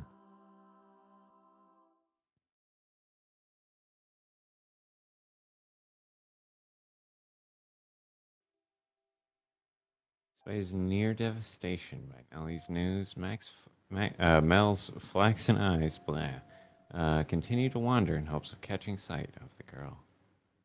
Hehe. By now, it should be quite obvious to you what Mel was feeling. But the boy himself was having difficulty comprehending the things going through his heart. Emotionally, he was horribly unstable, like a ship without a sail. And still, every time he spotted the white-haired girl, his heart would leap, his whole body jitter with anxiety and excitement. He had never felt anything like this before, and as such, he struggled to keep those strange emotions in check. Whenever he saw an opportunity, Mel would speak to the white-haired girl. And days when he was unable to, he either spent in secluded silence or a distracted daze. Love is a curious thing. It has the power to change those who experience it. When he did manage to approach her, he tripped over his tongue. Again and again he talked to her, and again he stumbled. I imagine if you were trying to take him to see a romance at a theater in his present state, he would cry just as much as little Nellie. We cry at tragedies because we draw parallels with our own lives. At least, that's what I think. Great tales of romance attain true gravity with the audience only when they are personally familiar with love. In any event, the white-haired girl was, as a result of this, visibly perturbed. She was delighted that he was being kind to her, but confusion overpowered her every other emotion. She appeared to be at a loss for what to do as he clumsily catapulted words and stares at her. But Mel did not back down, though he probably knew not what caused such fiery emotion to erupt from within his breast. One's first love, in particular, tends to burn like a wildfire. Are you familiar with the sensation, Master? Oh? Ah. There she is. Is she cleaning? Safe bet. Nope. Looks like she's reading. It's now or never. Shoot my shot. Boo. God in heaven. Nah, sorry. Didn't mean to scare you. He lied. No, You shouted boo. you very clearly meant to scare me. Thank you. Because you just wouldn't notice me. Oh, what are you reading? You look pretty engrossed. Oh, What? It's fine. No need to apologize. That book is worth like 3 years of your salary, though, so be careful. Feel free to read whatever you want. And you're welcome to bring books back to your room if you'd like to spend more time with them. But I'm amazed that the mansion had been a lot of work to collect. Money is what it was a lot of. There's some pretty old books in here, too. Others? Some of that he collected, and some even older than that. Take a look at this. I think it's a diary, but it's not from this country. Or this century, for that matter. Maybe a feudal lord? Some sort of Vlad the Impaler. I don't know anything about it anyway. Here he's complaining about the quality of the harvest. And this forsaken land only produce over sour grapes. If only the largest of the Barney, or maybe Barnier. If only the largest of the Barnier estates were mine instead. The land there is much more suitable to cultivation. There you have it. This More or less. I mean, it's all Romance languages. I learned Latin. I looked it over several times already, so it wasn't too difficult. would be. I'm not sure. It and all of this was already here when I moved into the mansion. I was born at our estate. But to me and Nell, this is more like our home. We moved when I was still young, and we've lived here ever since. Ellie and Mother have both grown quite fond of it. Father, though, often goes back to the house because he doesn't like all the roses. Yeah, well, sometimes Mother goes with him, but for the most part, he goes alone. I'm sure that's fine and normal. But don't get me wrong, it's not because they don't get along. In fact, they act more like teenagers in love than grown adults. Almost makes me sick having to watch it. Yeah, normal parent interactions. I'm making it weird. It doesn't have to be weird. Wonderful thing to be. True, but still. For those in this, much as they. I'm sorry about that. Oh, that's right, the book. What were you reading? Oh my god, you can't. I can't. Cool, yeah. Not enjoy reading lots. Looking at the pictures. Is that so? You seem very cultured, so I thought you'd be partial to reading. Perhaps you're actually more like Nellie and eschew your studies. Back to word. I wouldn't have guessed. But you like looking at pictures? What else do you like? Alone time. What? Silence, not being pestered. What do you enjoy doing? Like with your time? It can be anything. Stories? What kind of stories do you like? Did you like? About an. Tell it to me. Slick. What's there with the girl? Took him a while. Locked away in a mansion. Mansion with an open window. Window set. So it was always. However, the girl did not like the. Lots of skin. So she may have been alone in the mansion. All alone in the mansion. Comfortable with the darkness. And she had nothing to be. Then.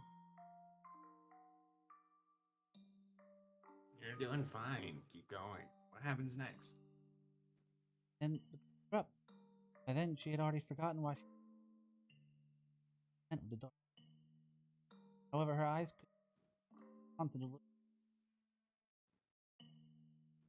comfortable in the darkness. The sight of the light made her heart race. First, the girl thought it was because she found it unpleasant, because she disliked the light. Slowly, she came to realize. I watched Tangled the other day. What could be happening out there? For all she knew, the town, all of it could have changed while she was.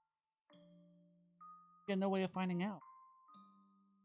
The girl decided to write letters and throw them out the window. It was empty. Several months until. Then, a beautiful white dove flew in. Tied to the dove's leg was a letter. Heart racing, she words contained. Seemed to have been written by a man. The letter contained numerous questions. It also said that if she attached her reply to the dove, it would bring the letter back to him. He was astonished, but she wrote him back anyway, taking care not to mention where she was. Having exchanged letters a number of times, the two felt very close to one another, because they had known each other for many. Eventually, the man. Said he wanted to meet her. The girl was unsure what to do. Could she tell him he lived? Could she reveal where she spent? She was afraid if she did, he would. He was sure he believed her to be a young lady, not a girl locked. The girl could not bring herself. She released the dove through the window with nothing attached, and yet it returned another letter, written in the man's submission. You must surely have a grave reason. I would like to know that reason. I would like to help you. No matter what it may be, you have my word. Liberated. Though his letters were from the outside. Would he still treat her the same way when he met her? Did she step out? What do you think she did? Wrote a letter and agreed to meet him, right? Yes. The girl made up her mind. She would write a letter. As always, when she tied it to the dove's leg, well, flew out the window. For some time after that, saddened her. She thought it was for the best. She belonged in her own confined world. Then one day, the light shone in the mansion. Steel doors had been opened, and in the hallway stood a come for you. The man was a prince from a neighboring kingdom. The girl stepped outside. Before her sat a magnificent carriage, the likes of which she had never seen before, accompanied by many servants. The prince, kind as in the letters, poured his love to her. To happily ever after.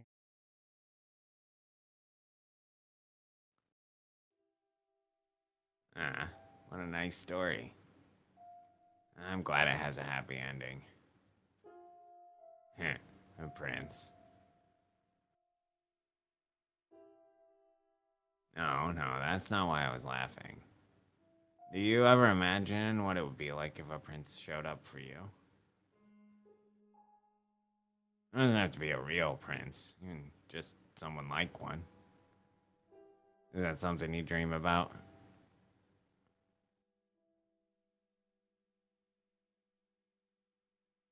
You think so? Nellie fantasizes about her prince, and she's 14. I just assumed all girls were the same. Ellie's prince. You, Lord. What?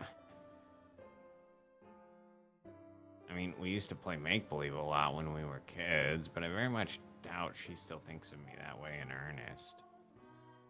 When she calls me her prince now, it's mostly in jest. If it weren't, that would be concerning. Oh?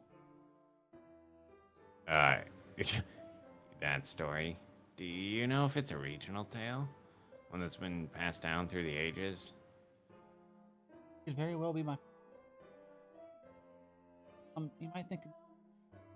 The story might be. Yeah. You think? The girl trapped in the mansion is you? Not big on media literacy, are you there, Mel? You haven't been locked up anywhere before, have you? Bro, No, the sun. thankfully, I've never locked up before, Thank goodness. but within a mind, I can sympathize with her being afraid. I have at times imagined how if it were only me and my father. But the girl left the house in the end. Your father really wrote this story. I believe it contains his hope for you to end up the same way. I don't have what it takes to be a real prince and whisk you away, but I can at least pretend. So, if it was your father's wish for you to see the outside world, then surely there's nothing wrong with you getting out and experiencing all the scenery that the world has to offer. I want to see the outside too. Or, to be more specific, other countries. So, if you'd like, we, can maybe go and see distant lands together. Ah, deer smell! I've been looking all over for you. God damn it, Nelly! Look at this, deer smell. Mother brought me these wonderful gloves to wear on walks. The roses embroidered on the wrists are just precious. You're right. They are beautiful. Appear to be dizzy, Lord Mel. Feeling unwell? No, I'm fine.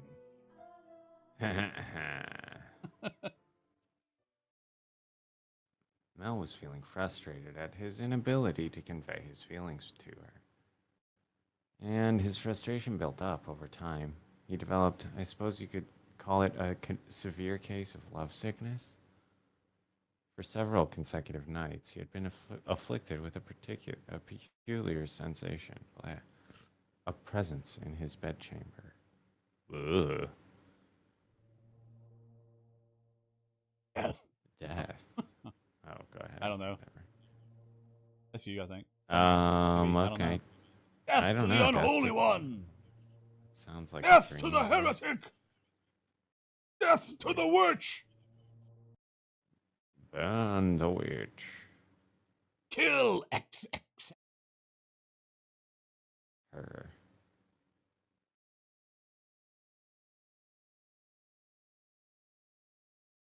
Why, I never wanted her to die. Was she not eating? Seal off the tower. Understood? No one finds out about this. How can you be so calm? Don't you understand what you've done? Pinning the blame on me? 3, right? Yeah. How nice it must be to be able to distort reality with panic. You're just as guilty as any of us. I never wanted her to die. Interesting. Witch killed her. The blood of the witch killed my... Huh.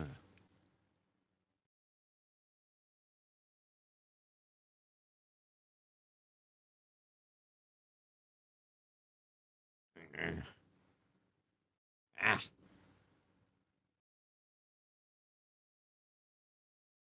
A dream? What was that dream? It was horribly unsettling. I was holding someone, a girl I cared for dearly, in my arms, and she was limp. It was almost as if she were dead. I've been having a lot of really unpleasant dreams lately. I can't stop shaking. Why would I have such a dream? I feel sick. Back to sleep. Oh, back to sleep. But I wonder, who was that girl? I can sense someone standing beyond my door. Is someone there? It's like they're watching me. Is it just my imagination? I can't move. Oh, God. I'm not gonna like this. What? What do you want? Go away. The sound is growing fainter. Huh.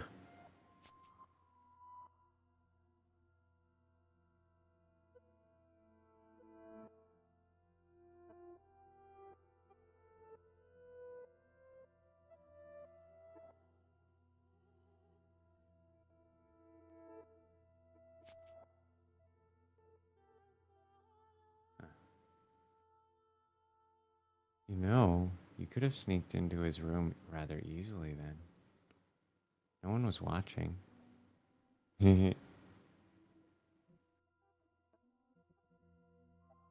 you needn't pay me any mind. I shall not condemn you, no matter what you might do. Rather, I am on your side. Oh, is that so? Then perhaps you were out for a late night stroll. I imagine you have less difficulties going outside at night.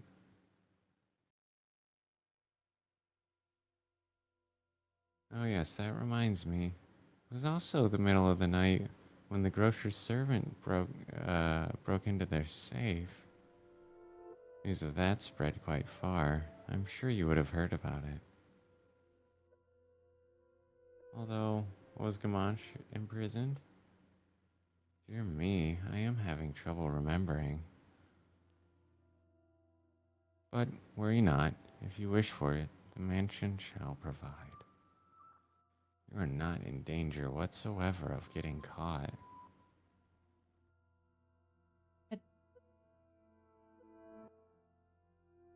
I did.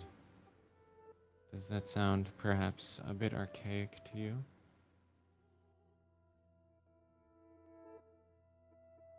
Oh my. Witch. Magical power.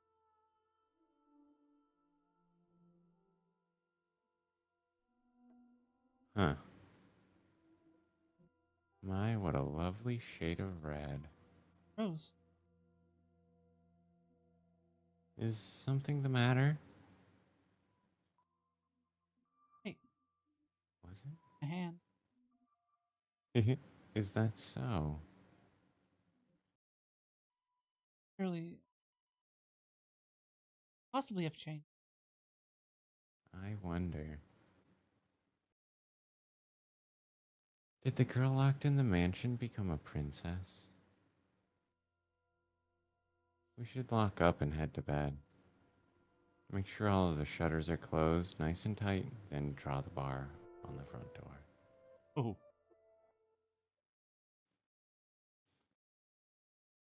Huh. the house in Fata Morgana. Interesting. So when we finish.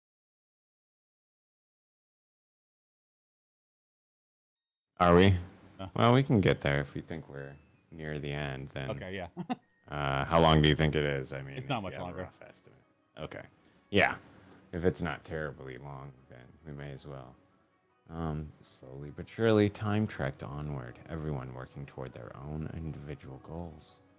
Each early summer breeze that blew through the garden was like God's hallowed breath carrying the flowers' fragrance through the Rose Manor's windows. If only time could be stopped, and this beautiful era made to live on through eternity.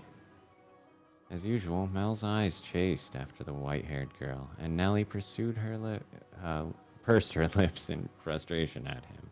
I can read. But she was still rather docile. Even taking into account how self-centered she behaved, how fickle her temper, Nellie's fits were still no worse than a playful kitten. See, at that very moment, our lively little feline had her claws poised to swat at the flaxen-haired young man. He... Mel, you promised me, or have you forgotten? I haven't forgotten. I'm just asking if we can go another day. Another day? This isn't something that happens every day. I've been looking forward to tonight's performance for so long. There's nothing I can do about that. We're having a gathering at the priest's home tonight. Several high-ranking officials have come up from the mainland just for this. Who cares? I care. You know now, it doesn't have to be me who goes with you. No, I want to go with you, Mel. You've been so distant lately, dearest Mel. You refuse to do anything with me. That's not true. Tell me, if you can't go today, when can you? When will you be willing to go out with me? When will you be willing to play cards with me, to have tea together? You can't make any promises. I have things to do, obligations. And now, Nellie, you're almost an adult yourself. Stop acting like such a child. I'm not an adult yet. I'm still a kid. If it means I don't get to play with you anymore, dearest Mel, then I don't want to be an adult. Nellie, you can't. Lady, now the master wishes to speak with you. Huh? Nellie, Father does? I keep What do you fucking want? up. Go on, Nellie. You can't make Father wait. He's very particular about people keeping their appointments. Yes, he is. Unlike you, dearest Mel. What's got her in such a foul mood? Oh, thank goodness for small miracles. Nellie just just won't seem to take me at my word lately. You mustn't be so harsh on her. She is your one and only darling little sister. You're right, but still, she's taken it a bit too far of late. Oh, I'm not so sure. She does not seem to be behaving any differently to me. Am I the one acting differently then? Well, enough about that. Can I ask you a favor? Me? What can I do for you? I was thinking. Physically, Mel was undeniably a young man, but the smirk that crossed his lips as he schemed gave his face the sweet look of a little boy. Or perhaps that was simply part of his charm, and it was not the age disparity but his character that made his smile so heartwarming. What did he ask of me? You shall find out soon enough. Ugh. Thank goodness for that, too. Though it would be even better if it were darker out. Exo? Ah, Hi there. Lord Mel, and Yeah, what a surprise. So, what do you say we take this chance to go for a little walk? Since you're sensitive to the sunlight, we can keep our eyes out for shadowy areas as we go. And if you feel unwell, just let me know. out the run. Don't worry about that. Come on, follow me.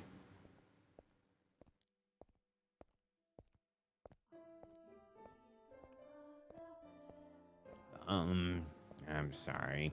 It, actually wasn't an accident that we crossed paths. I planned this out ahead of time. I asked to have you sent out on a fake errand. It feels like I'm always on alert back at the mansion. Nah, can't relax in my own house. It's actually kind of funny. Sorry, that was inappropriate of me. I just thought since the sun's mostly blacked out, it would be alright if... Ah.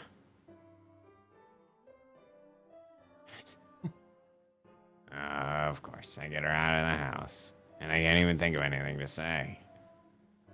Hey, Yes? have you settled into life at the mansion? I have. That's good to hear. Mhm. So, Yes? and Nellie told me she had you help her decorate her room some time back. Shortly after. What of it? Yeah, that day, Nellie told me that you don't, Oh god. I don't. what'd you? Never mind, sorry, it's not important. It is important. I can't just ask how she feels about me. That would make it sound like I... Forget sounds like I do, don't I? No, sorry, had something on my mind. It looks like it might rain again today. Nailed it. The weather usually gets better as summer approaches, not worse like it has been. No? Wind is too. Oh, God damn, sorry. You can tell from that. Vaguely. Huh, that's impressive. I often leave the house unprepared, only to find myself sloshing back in the rain. You laugh a lot more than you used to. Yeah, and I like that. You look better with a God. smile on your face, Jesus, bud.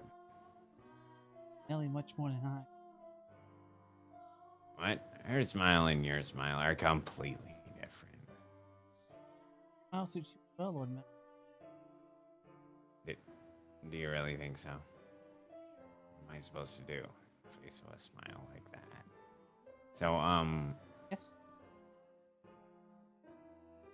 knowing her, if I ask if I'm imposing, she'll say no without hesitation. You know what, with me being her boss. Alright. Trying to cover myself isn't gonna get me anywhere. Hold on a second. I never did get you those flowers like I promised. There's a single white rose blooming in the garden. I was planning to give it to you, but it disappeared before I had the chance. Heh. So, I'd like you to have this. It's not a real rose, but it won't wilt either. I was holding an ornamental white rose. It was an impressively detailed replica of the real thing, crafted by an incredibly skilled artisan's hand. It was, I imagine, made by the same craftsman from whom Mel had ordered Nellie's birthday necklace. The young man, who, but a handful of days earlier, had said he had no sweetheart, had come in to commission a present for a girl. The master of the shop must have been quite surprised. Or perhaps it had given him a good laugh instead. It was for this moment he so desperately sought for time together with the white-haired girl. I don't know what you like, so I had to base it on my sister's taste. Don't say that to people Well, geez, with your mouth. cannot accept. Is the design not to your liking? No, I just. If you're concerned about how much I paid for it, don't be. I just want you to have it, that's all. Please. Why? Because I can't accept it. a clear glint of flustered panic was visible in her red eyes. This is not a girl in the world whose heart would not flutter at the sight of the sparkling rose accessory. There is not a girl, whatever. But her reaction was far from delight. As a matter of fact, there were traces of fear and apprehension in her countenance. Beg your pardon. Hold on. With a look of distress on her face, the white-haired girl made to run off. But Mel grabbed her arm in the nick of time. At least tell me why. Is it because you dislike me? Never said. Something's wrong with me. From the day you arrived at this mansion, it's like I haven't been myself. I've been strangely aflutter ever since then. Whether I try to study or whether I try to read, none of it sticks. I'm just looking at pages of text, tracing rows of letters for them to disappear as soon as I look away. It's all because of you. Really, truly am sorry. Please, we're generous. When I'm with you, my willpower wavers. What do you mean by that? Sorry. Wait. Mel's grip loosened for a moment, allowing her to slip free and dart off like a gust of wind, not giving him a chance to stop her a second time. But yeah, the dumbfounded flaxen-haired boy stood frozen in place, left all by himself. The breeze, which the white-haired girl had called gentle earlier, felt faintly chilly, almost as if mocking him. It looks like she's even less fond of me than I thought. Nah. God, I'm crying. I'm pathetic. Hey, Mel. Well. If it isn't Mel, what might you... Oh, you all right? Crying? Being a little bitch right now, Mel? I'm so pitiful. Sorry you had to see this. Think nothing of it. I passed by a girl a few moments ago. She appeared to be rather distressed as well. Did something happen between the two of you? I wasn't good enough, it seems. Not good enough. That was the new maid I was telling you about before. I was, like you said, Father, I was keen on her. Quite enough to bring me to tears like a miserable child. But she rejected me. I don't even know what it takes to be a stand-in prince. Mel. I apologize for complaining to you about this. I'm completely hopeless. Mel. Please, don't try to cheer I'm me not. up. I don't need any sympathy. I just... No, Mel. Listen to me. What? I've seen that girl before. What do you mean? But, that she was a servant at your house, right? In which case... Yeah, she is. Please, tell me, Father, where did you see her? Why must you be so evasive? Was... probably. Someone else? You're saying you mistook someone who stands out as much as her? Father.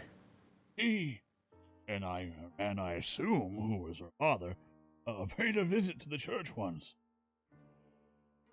They came in asking for food, their clothes in tatters. The two were emaciated. I don't think they were eating daily. What? Wait a minute. Are you saying... He's a beggar, son. But father said she came from an esteemed house. Why, I said I might be mistaken, Mel. She has a singular aspect, but it is possible there's another girl in town who looks exactly like her. Deep down, though, the priest surely believed the opposite.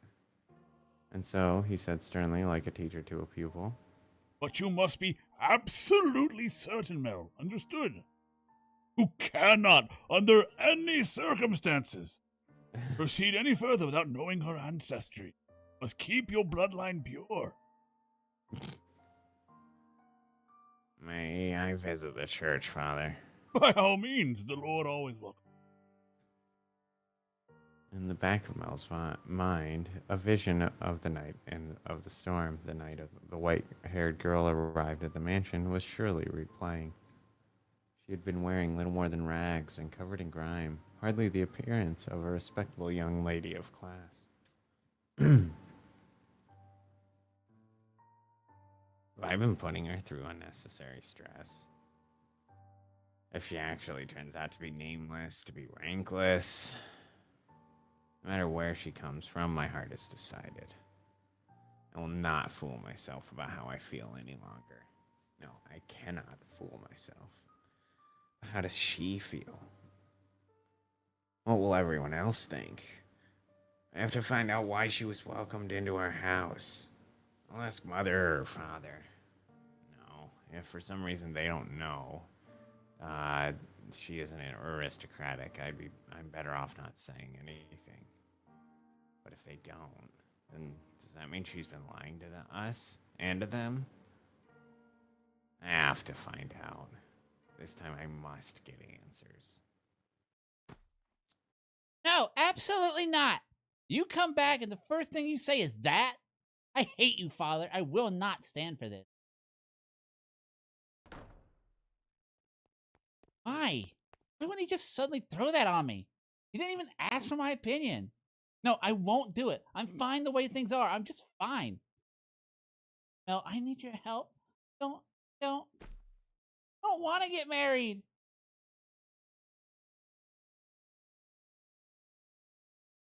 And now, the fight. Okay. Interesting. This may seem sudden, but I must confess that I made a grave mistake.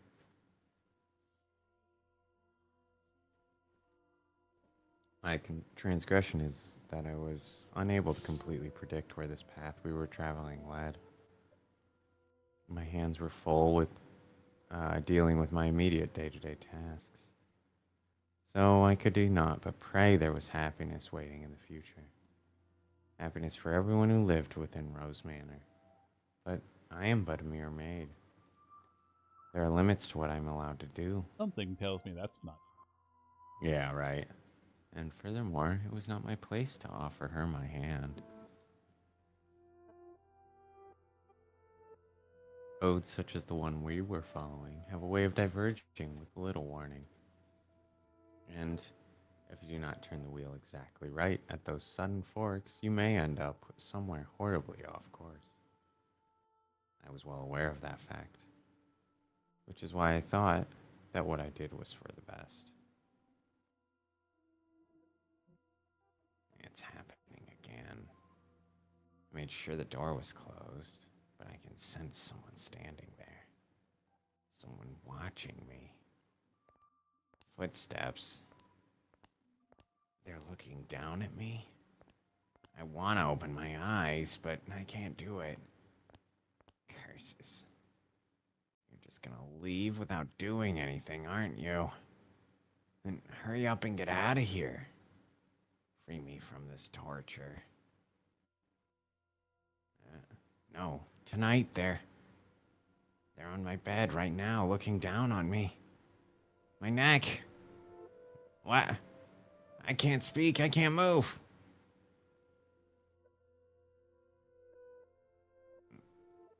These cold fingers. That soft breath. What? Why? I can move my body. But that's not important right now. It.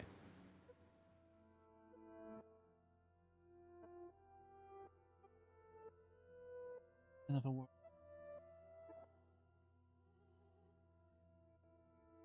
He made a grasp at the sight before him, only to realize that he could not.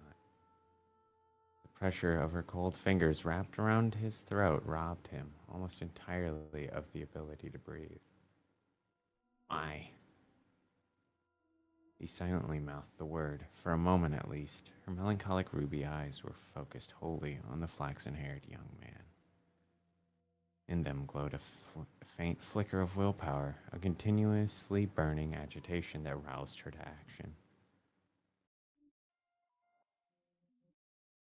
Why?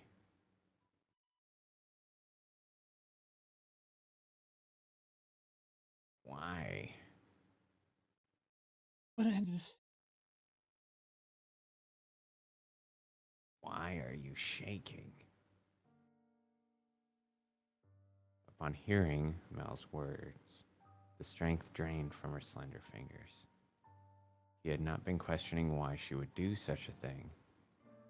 There was, of course, a trace of bewilderment visible in his eyes. But he did not shout, nor did he tremble in fear. He instead expressed concern for the young woman, who looked like a cornered rabbit. You are. I can see it. As he slowly regained his breath, Mel's voice, too, grew clearer. Conversely, the red-eyed girl's grew progressively more faint and raspy. You're not doing this because you genuinely want to. There's some other reason. Have you been in my room before? You have. Well, I'll be damned. Tell me, why are you shaking? You're not putting any pressure on my neck. Because I cannot fathom why you would do this, so I'm not afraid. Do you hate me so deeply you want me dead? Do you despise me to the point that you would be willing to take my life with your own hands? See, like I said, there's another reason. It isn't because you detest me, then tell me, why is it? My best not to bother you any. Ever happened? Do you think I'm just gonna say okay and let you go? Why can't you tell me the reason? Alright, then I'll try and guess. What? It has something to do with your lineage. You're troubled by it somehow, am I right? I thought so. The priest at the church told me he had seen you before. He also told me a little about your origin. But that's all I know. The only difference between us is social rank. I don't know what would cause you to do this. Please, tell me who you really are. Tell me why you came to the mansion and why Father allowed you to be a maid. I haven't said anything to Mother or Father. If you're hiding the truth from them, they still don't know. But I want to. I won't get mad at you or have you punished. I'll even swear to God if you'd like. I want to be the prince who whisks you away. I want to be like the prince who rescued the girl from the dark mansion and showed her the world. I know I'm not that dependable, but I want to help you. I have my hand around your neck. Why? I thought it would be obvious. Or have I not expressed myself well enough? I struggle with that. I love you. Every time you push away, it crushes me. I don't even know my heart could feel such distress. If you dislike me and don't want to be with me, then, well, I'll just have to live with that. As much as it may hurt. But if you have some other reason, some weight on your shoulders that you can't share with anyone else, tell me. help you. There are other options. Things we can do about your... No, Huh? I've tried to hate you. So yes, there's... But... Do it. Couldn't make myself do it. What do you mean? Had so many chances, couldn't do anything. She spoke in a stifled voice, as if every word had to fight to escape her lips. She appeared so fragile, so precarious looking down on him, that it seemed as though, if a gust of wind were to whisk through the room, it would blow her away completely. Her pale fingers were trembling like she had tried to squeeze them again and failed. However, her hand did not pull away from his still slender neck. Her hand is so cold. He did not challenge her, but simply kept his eyes affixed on hers as if carefully watching to see what she would do next. I say it as many times as I must. I love you. And I wouldn't be able to accept losing you without knowing anything. So please, tell me the reason. I'll see to it that you're taken care of. Someone blessed enough to have pity. Nothing, Johnson. But the greatest fool of all is myself. To agree to punish. Sorry, what? Should we establish, no, okay, tell me. Her long white hair and his soft flaxen hair touched. Just for the briefest of moments, it appeared in the darkness as though they had fused together. The white-haired girl, having finally gathered the courage, began to slowly tell her tale. All right. I paid a visit to Rose Manor. My father and I was on the move, traveling land by foot. There was only heard rumors. There are several reasons we couldn't stay. First is I often find the color of my skin. After living in one spread, forcing us to leave. Another reason, father's life. Painted pictures. He had trouble finding a painting. He was no longer able.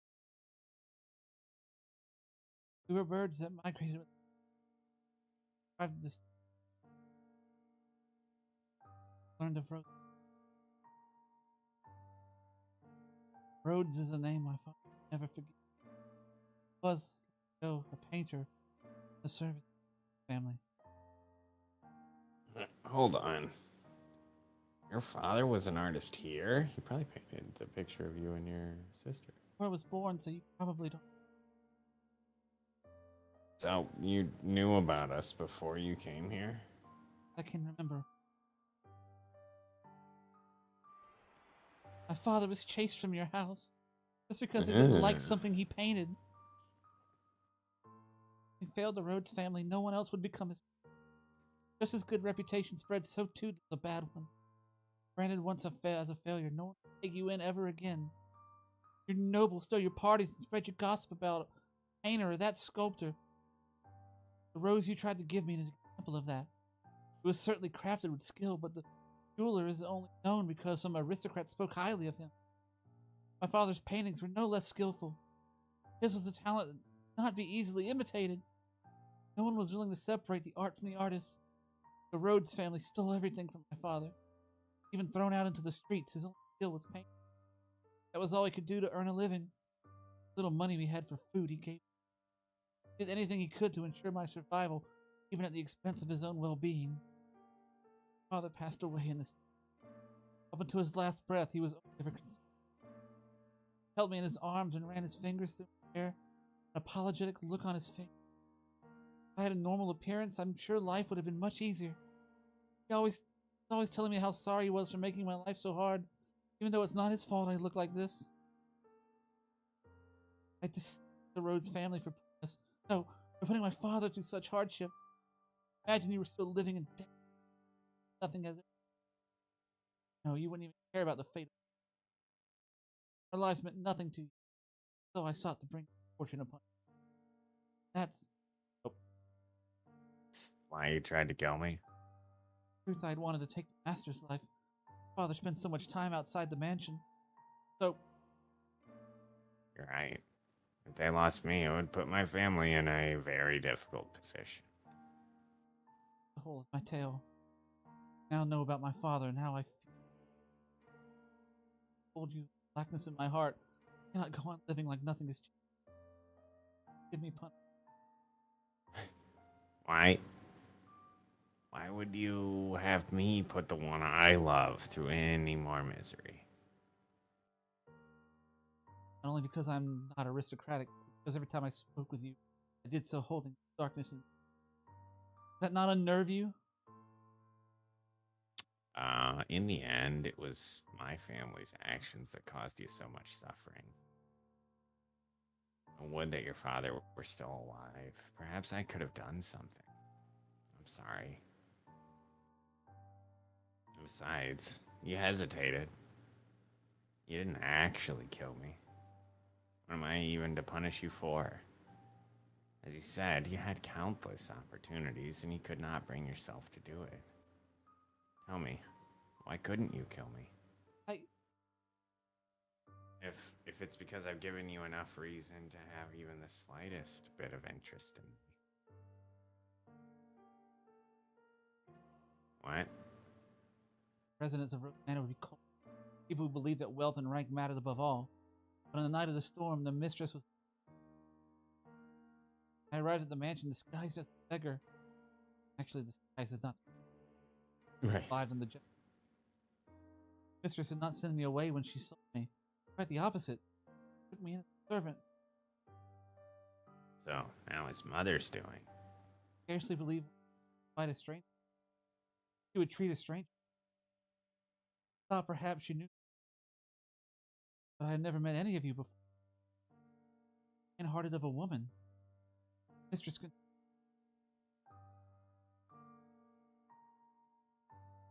I might begin to grow less and less sure. Was what I meant to do truly right? Were the things I felt truly justified? Certain fact that my father was here, that he'd been chased out, but decided I should take your life, put an end to it, wavered any further. Then, And then, and then. It's all your fault. Because you laugh with such affection, because you give me smiles like that, because you say this. Say, you. I don't know. Don't apologize. This is getting kind of hot. I'm so happy to hear that. Despite the unusual circumstances. Please don't say that you want to leave. Don't ask me to punish you. Well, I can do anything for your father, but at least I couldn't do anything for your father, but at least allow me to do something for the daughter he cared for so dearly. I'll be happier with you around. You can become a real aristocrat. Huh? There are families that would be willing to adopt you. Especially knowing it would bring them ties to the Rhodes family in the near future. kingdom. As long as you're okay with that, of course. Possibly say that. Have my hand around your neck, even at your cheek. Seems reasonable enough to me. I'm desperately looking for some way to to not have to lose you. But I have any etiquette or social customs? How could I? You can learn all that. You're pretty and naturally graceful. You'll do fine. Such an What? That sounded like an insult. Only for you. Boom! Finally, a good line from him. There it is. Mally says my poetry has as much charm as a dissertation. I don't understand theater. It puts me to sleep. I don't think that takes for a guy going in. Yeah, he sounds like a scrub to me. Try hard, really.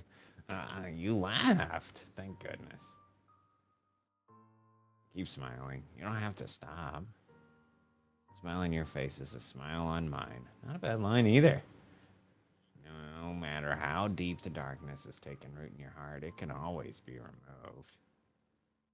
I believe people are capable of forging their own futures. Now that's some aristocrat shit. What do you say we go to the theater sometime? I promise I won't sleep through it. At the private theater, we can get seats at the far end of the second floor so we don't have to stand. It would be pretty lavish seats, and it would give you a chance to experience a noble life. What? Please, don't be shy. I can have clothes prepared for you. I'll ask one of my maids who can keep a secret. Say the one with black hair. She kind of scares me, though. I don't know what I'm supposed to. I tried to inflict harm upon you. For every day you suffered, a day of happiness. That's how it has to be. Yeah? So, stand by my side. He softly whispered the girl's name. For several long moments, her lips trembled in trepidation, but in time she squeezed them together and made a smile. Blech. He wrapped his arms around her unbelievably slender, frail frame, holding her tight in an affectionate embrace. Okay. Mel approached me the next day. He explained to me the course of events, and then asked me to dress her up more beautifully than any noble girl has ever been. She was already a very pretty girl, so even without much effort on my part, simply putting her in a dress, she radiated beauty. I was quite partial to her smile, so I agreed to help, thinking that if it would lead to her happiness, I could not ask for anything more. I never anticipated what would happen next, though. Perhaps my hopes were unreasonable after all.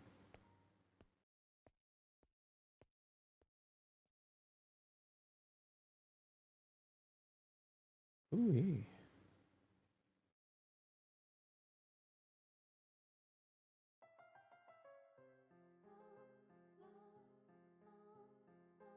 Arthur?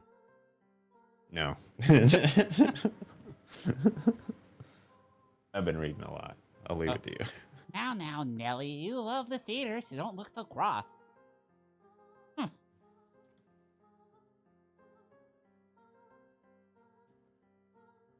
Sorry. Nellie was out with a man other than her brother that evening. A rare sight indeed. And she was quite clearly in a foul mood. I will not stand for this. That I should have to marry a man as disagreeable as Arthur? It's unthinkable. The young man at her side was Nellie's fiancé, selected by her parents. On any other occasion, she would have snubbed an invitation from any man who was not Mel, but she had little to say in this matter. She was, for lack of a better word, forced to go out with him. And oh, how furiously she had fought against it. She had shoved aside the Abigail trying to fasten her corset, locked herself in her room, and sobbed for quite some time. It required the combined efforts of several of us to get her ready and out the door for her date. Come on, you should be at least pretending to enjoy yourself. Do you want people to think we don't get along?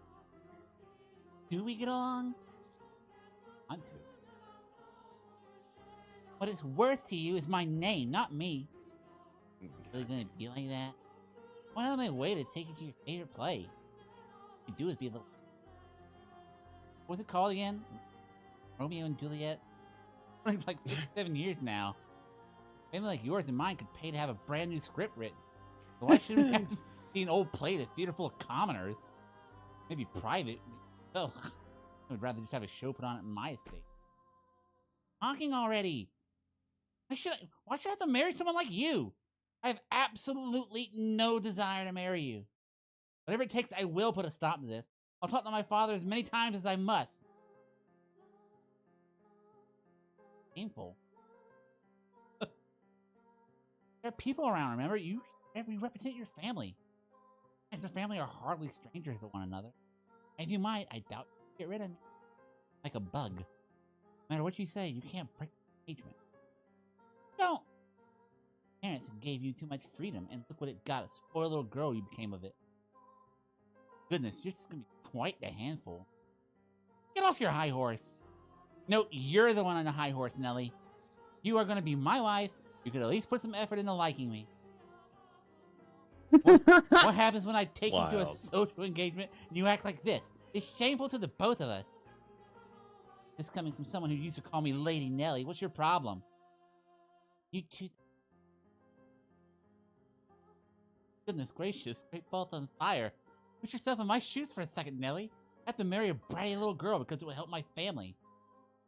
How dare you talk to me about me that way? Not a damn prince.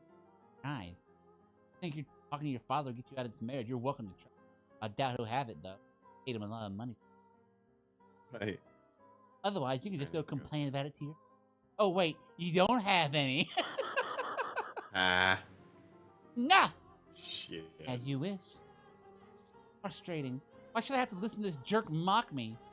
I have Mel. I know. If father won't listen to me, I'll ask Mel to talk to him. Mel will be able to convince him. Come on now. Favorite place about to start. Maybe you should face forward and watch it. Enjoy it while it lasts. You won't be talking down to me much longer.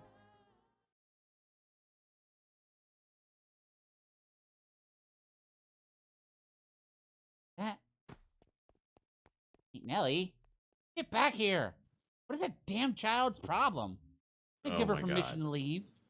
Father, I cannot have the roads making a fool of me. So she saw.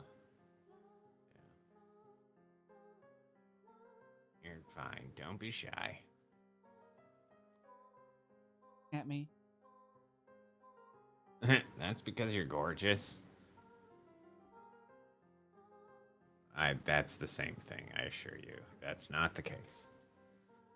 It is true, you have an unusual appearance. But right now, the unique color of your hair, your skin, and your eyes all serve to accentuate your beauty.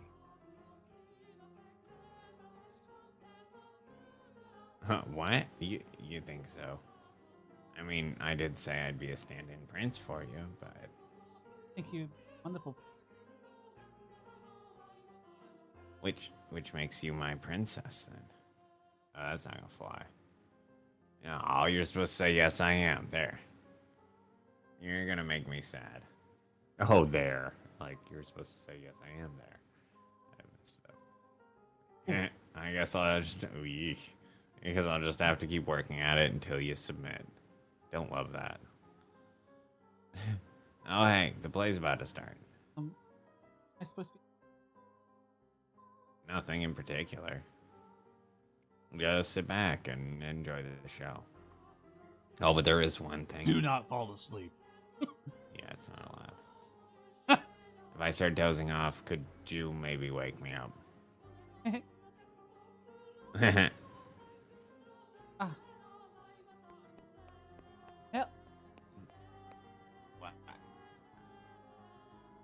Dearest Mel, you motherfucker! Yeah. Nelly? Dearest Mel, what are you doing here? I asked her to join me. It's nothing to get worked up over. It is. It absolutely is. How many times did I ask you to come with me and you wouldn't? You don't even like theater, dearest Mel, and you brought her? You're right. I'm not especially fond of plays, but I wanted her to be able to see one. Why are you making such a big deal out of this, Nelly? He's not suitable for you. What? He isn't good enough for you. Why would you choose her? She's creepy and you have no idea where she came from. It's not a fucking, like, sandwich you found on the floor or something. I don't understand. Don't talk about her like that, Nelly. But you don't even know who her family is. I do. What? No. It's fine. You just stay quiet. Great. Like the other maids, she comes from a respectable house. I looked into it. However, circumstances prevent me from telling you what house that is. No, you're lying. That can't be. She doesn't act like a lady. She lacks etiquette, and she probably can't even dance. You expect me to believe someone like her is from a good house? Enough already, Nelly. Mel, yell at me. Oops, I'm supposed to yell. You have my word. You don't have to worry about her. So please, stay out of this, Nelly. It isn't any of your business if I spend time with her, is it? But dearest Mel. You need to stop hanging all over me, Nelly, and find someone for... Wait. What are you doing at the theater? Are you here alone? Oh yes, dearest Mel, about that. I have a favor to ask of you. I've been waiting to talk to you about this since yesterday, but I haven't seen you at all. Settle down, Nelly. What is it? Father had me engaged without consulting me. He picked Arthur, that disagreeable little shit. Oh, right. That. I already know. What? I heard it from Father. That reminds me, you didn't show up at breakfast this morning. I see now. It was because of your engagement. Were you throwing a fit or whatever? No. Is that who you're here with today? In that case, you should get back to him rather than waste any more time with us. You knew I didn't want to get married, Mel, so why? Why didn't you talk Father out of it? Because it's your time, Nelly. If there's someone else you'd rather be with, then, well, you can try persuading Father, but... You're the only prince for me, dearest Mel. And a prince always grants his princess's wishes. Doesn't he? I just want you to say you'll do that for me, dearest Mel. You stay out of this, you little bitch. It's all your fault. Because you showed up and played your little tricks on him. I warn you about this rat, dearest Mel. She is not suitable for... I told you I had enough already. Oh, shit. How much longer are you going to continue acting like a child? I can deal with you being a spoiled little girl, but how dare you be so derisive to someone else? Hit me. Mel. Go on. The show's about to start. People are giving us dirty looks. You just kind of swung on her. Yeah. Return to your betrothed now. I will apologize to him afterwards as well. You haven't really apologized to her. You would always be my prince. The time for make-believe is past, Nelly. No, I refuse to believe it. I will not have it. Nelly. My goodness, that girl.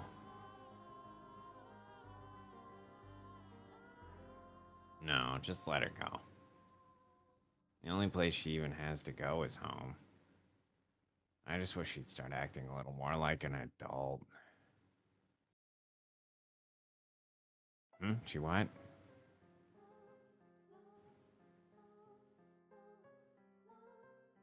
Don't blame yourself. It's not your fault we had an argument. Oh yeah, we're siblings. We're close, but nothing more. I do care about Nellie, and I do enjoy spending time with her. But she's my sister. Nothing more. Anyway, sorry for making such a scene. I imagine she left her betrothed behind without saying anything, so I'm gonna go apologize to him. We have to keep up appearances. Stay here. I'll be right back.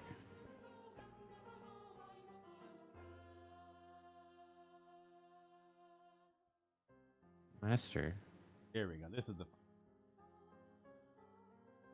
what are your thoughts on the tale so far? Which of the siblings do you think was in the right, Master? The brother or the sister? What do you think, Eric? What? What is the choice? What? I don't understand. What's the competition? What's the comparison? Oh, like should Mel have tried to talk his dad out of marrying her off? I don't know. Maybe, I guess. Oh my, I apologize for the abrupt question. Did Did I startle you? What do I think? Yes, I believe Mel was probably right. He was also surely happier than her. And as Mel had anticipated, Nell fled from the theater, leaving her fiance behind. She forced her way into a carriage, stopped outside, probably one called for a different nobleman, and ordered it to take her home. Mel's assumption was correct. The only place she had to return was the mansion. The sun was beginning to set, and as a young lady, she could not simply go wandering through town alone. Nor did she have any acquaintances to take her in. Her world was, in essence, composed of two elements, her brother and the rose garden. They were the light of her life at Rose Manor. She lived in a very isolated existence.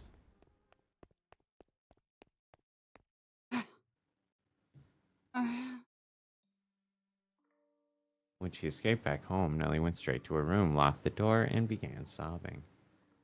The waves of her sorrow came crashing effortlessly over the levees. Blah. Tears streamed through the cracks of the walls of the dams, blocking her tear ducts. Why? Why won't you help me, Mel? Why won't you take my side? The decor in her room appeared blurry through damp eyes. Memories of the day she had it redecorated played back in her mind with crystal clarity. Told me no feelings for you. That liar! Liar!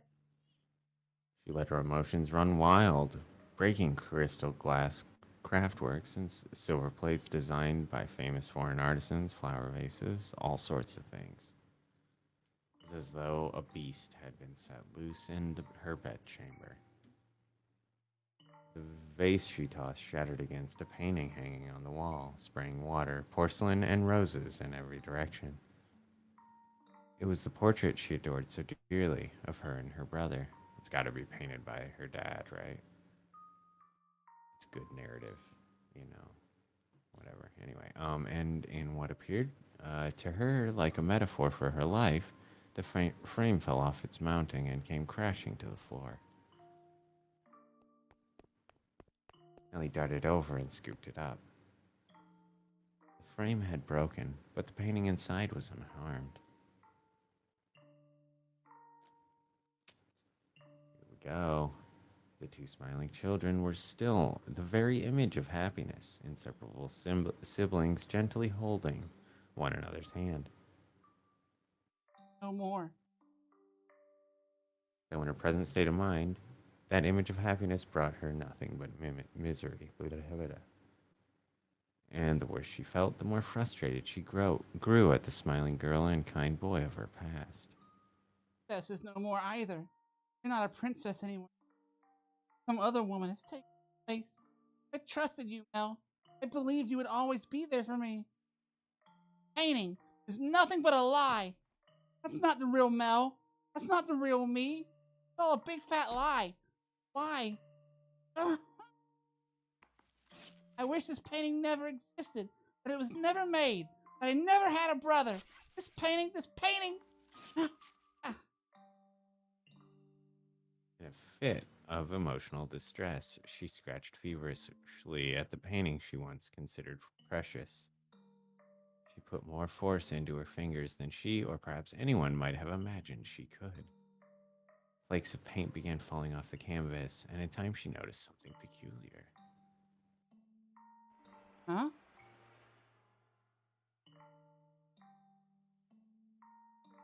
Paint? Or could that be hidden? What could it be for? Day 87. 7. That doesn't work. She read aloud the faded, scratched up handwriting. After staring blankly at the text for some time, the color interface began to drain. Ow. It's been painted 16 years ago. I wasn't even born yet then. And Mel would have been just a baby. It's not me? Not Mel? Still more writing. Urged on by her rapidly pounding heart, Nellie furiously scratched away at the painting. Even as her clean pink fingernails were soiled with fragments of paint and blood, she did not stop. She was overwhelmed by trepidation that she could not stop. So overwhelmed by trepidation that she could not stop. She had a horrible premonition that something was about to happen. Something indescribable, incomprehensible. How vision your son and our unborn daughter might look. Our unborn daughter. This was a her? Really is of me and Mel. Oh, use your head, stupid. I'm only 14. 16 years ago would not have been even inside Mother. Then, Eesh. but then who is this? Who is that holding Mel's hand? Who is that with my brother? More, has to be. Ow! Found it. More writing. I have to know what this is. Now, Nellie, nothing to get worked up over. I'm sure it's nothing. Come down and read. There's nothing to worry about. Our unborn child. This is what the writing on the painting said. Our unborn child does not have your hair color. Then you will probably not be able to take her in as your own. I will be punished and my life made miserable. And so I pray that this child might have flaxen hair. Though it is a sin to wish she had, though is it a sin to wish she has in her a trace of me? I do hope it is a girl. I don't get it. Someone tell me, what does this mean? Painting from 16 years ago? Hair color? Sin? I do hope it is a girl?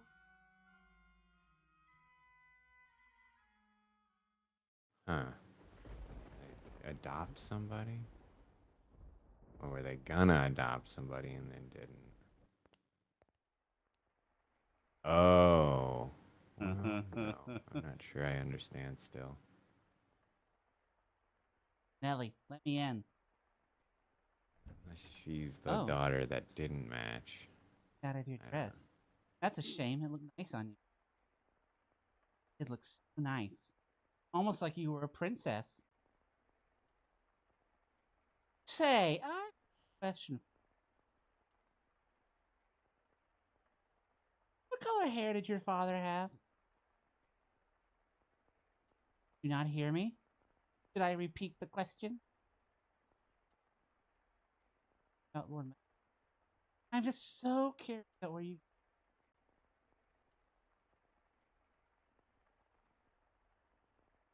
And I did.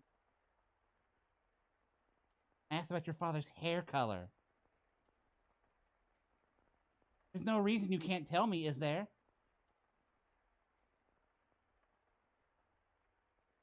Because he's an old man. I don't think he was born with.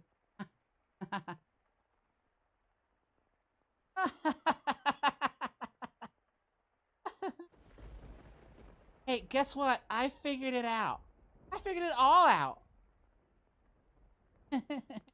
So simple.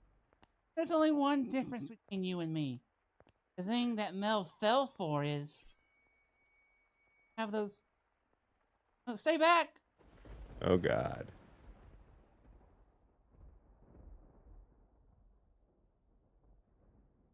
Wow, it's a lot of Morgana. Shit, not done yet. We have finally reached this point in the tale, Master. If your memory has been refreshed, then we can return to the mansion immediately. Very well, then. If you insist, Master, we shall proceed with the story. It was a stormy night, much like the one the white-haired girl had first arrived on. It was quiet as a crypt in the mansion. Not a single light visible in the halls. The house sat in wait for the sun to peek out over the horizon. The darkness is, generally speaking, something that rushes by like a gust of wind as we sleep. The flaxen-haired young man, too, lay in bed, pale blue moonlight sporadically streaming through the gaps in his drawn velvet curtains as he attempted to submit to slumber. He was having difficulty drifting off, but as time trickled onward, he drew closer and closer to the arms of Morpheus.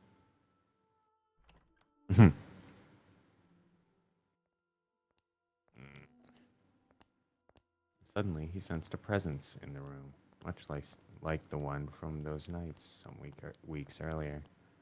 Is someone there? Oh boy. Answer me. A slender, feminine finger pressed gently against his lips. There was no hostility in the motion, but rather a great deal of affection. You're. The silhouette, faintly visible in the dark room, was the same as that night.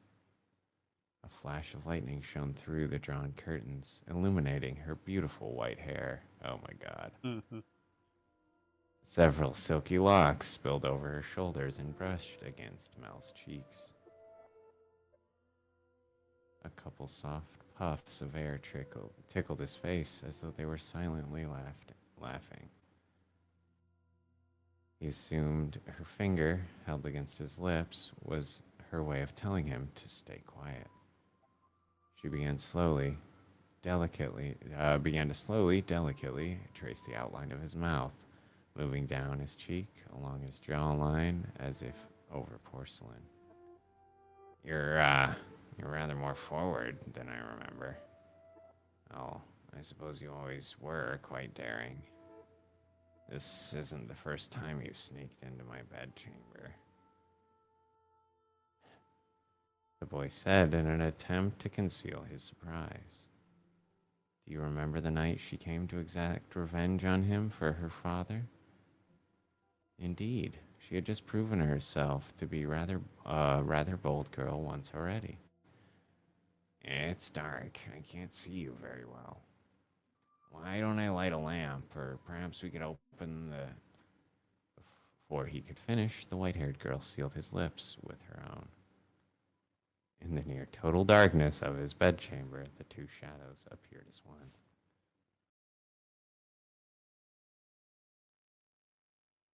They remained that way for several minutes. Their kiss was innocent, no more than the pressing together of two pairs of lips. And at the same time, the white-haired girl lovingly ran her fingertips across his skin. When their lips separated, Mel gasped for air. It seemed he had been holding his breath. Slightly embarrassed at himself, he said, Ooh, eyes were the wrong color. Kissed Mel.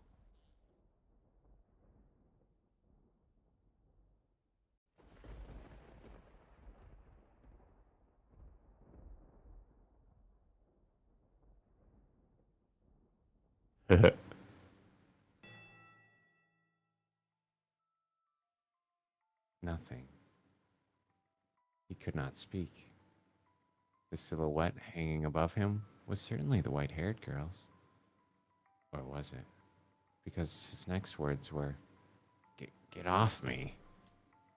He reflexively shoved the girl straddling him aside. She rolled off his bed, landing on the cold floor, but slowly, gradually, she crawled her way back toward him. Wasn't very nice. Veiled in darkness, she slowly lifted her head. And then there was another flash of lightning.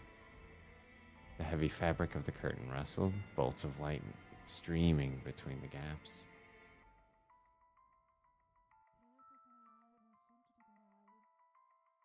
Her flaxen irises glimmered. Though they're in the bluish-white light, they took on a twinge of almost golden glow. Need to be so rough. This isn't the first time. Is it, Mel? Oh, God. Or did I not kiss? Tell me, how does she run her finger? What does she do when she nuzzles up to you? Stop this madness. Nellie. Why would you do this? Because you like white hair, don't you, Mel? You like white hair, which is why you fell for her, isn't it? Well, if I have white hair, then you'll fall for me too. Then I could be your princess again, dearest Mel. What are you even talking about? He could not escape from her, from his sister's piercing gaze. What happened? How could she? Why, whatever questions crashed into the young man's mind, like waves in a stormy sea. But none of them found answers. They simply caused him further perplexity. Your hair. What happened to your hair? How did you get it that color? Oh, this? Yeah. You like my wig? But as soon as the words left her mouth, Mel was in motion, propelled by pure instinct. He clenched Nell's shoulders, tight enough to dig his fingers into her flesh. Nellie's. You're hurting me, Mel. What did you do to her? Tell me, what did you do? I made her leave. It was a perfectly reasonable decision. She was obviously not nobility and thus hardly fit to be part of this household. But there's no need to worry, Mel. I'm here to take her place. You sound like a mad woman. It doesn't matter if she was noble blood or not. She promised she would stay by my side. So why? How could you do that to her? I promised you that long before she ever did. And I love you for far more than she did, Mel. You're doing that past tense thing with your language? It's a little concerning. Have you lost your mind? You're not making any sense. Where is she now? What is she doing? It's always her with you. What more could you want from me? Tell me, what does she have that I don't? What do I have to do to get you to focus on me and only me? We're siblings. Don't you understand what you're doing? Oh, I understand it quite well. Far better than you do, dearest Mel. Oh, wrong button again. I even know that a former queen was... But if we don't get caught, there's no problem. Dear God. Nellie, are you saying that you always felt this way about me? Oh my, you didn't notice, dearest Mel? You truly are a dense one. I guess romance just isn't your... But you've noticed now, haven't you? You know exactly how I feel about you. It. Enough. Don't say anything else. Stop. Stop having these insane feelings for me. It's disgusting. What are you laughing about? Poor Mel, content in your complete ignorance. Yeah. All right, I'll tell you everything. Mel, you Are can only love blood-related women. I mean, yeah, it's, I think, a recessive trait to be, like albino. It's not guaranteed that you're inbred or anything, but probably more likely. His cackling sister appeared to him like some kind of inhuman life form. Her actions and incomprehensible exclamations slowly drained him of his strength. What kind of deranged nonsense is that? I love her. She's... Your sister, Mel. Oh, God damn it. Very funny. How far out of your mind have you gone now? Poor Mel. Do you honestly know nothing? Say that her father was a painter. He painted pictures for a living. What of it? For a time, her father painted for our family. You've seen the picture before, dearest Mel. The one hanging in my room of the two of us. That was painted by her father. He did a good job. I kept asking and asking until you finally agreed to hold my hand. And how did you feel about that? You were rather embarrassed, weren't you? Do you remember that day, dear Mel? You couldn't possibly remember it. But there's a chance you might remember this. Before we moved to this mansion, we had a painter with white hair. don't any such thing. He was, long ago, a painter in the service of the Rhodes family.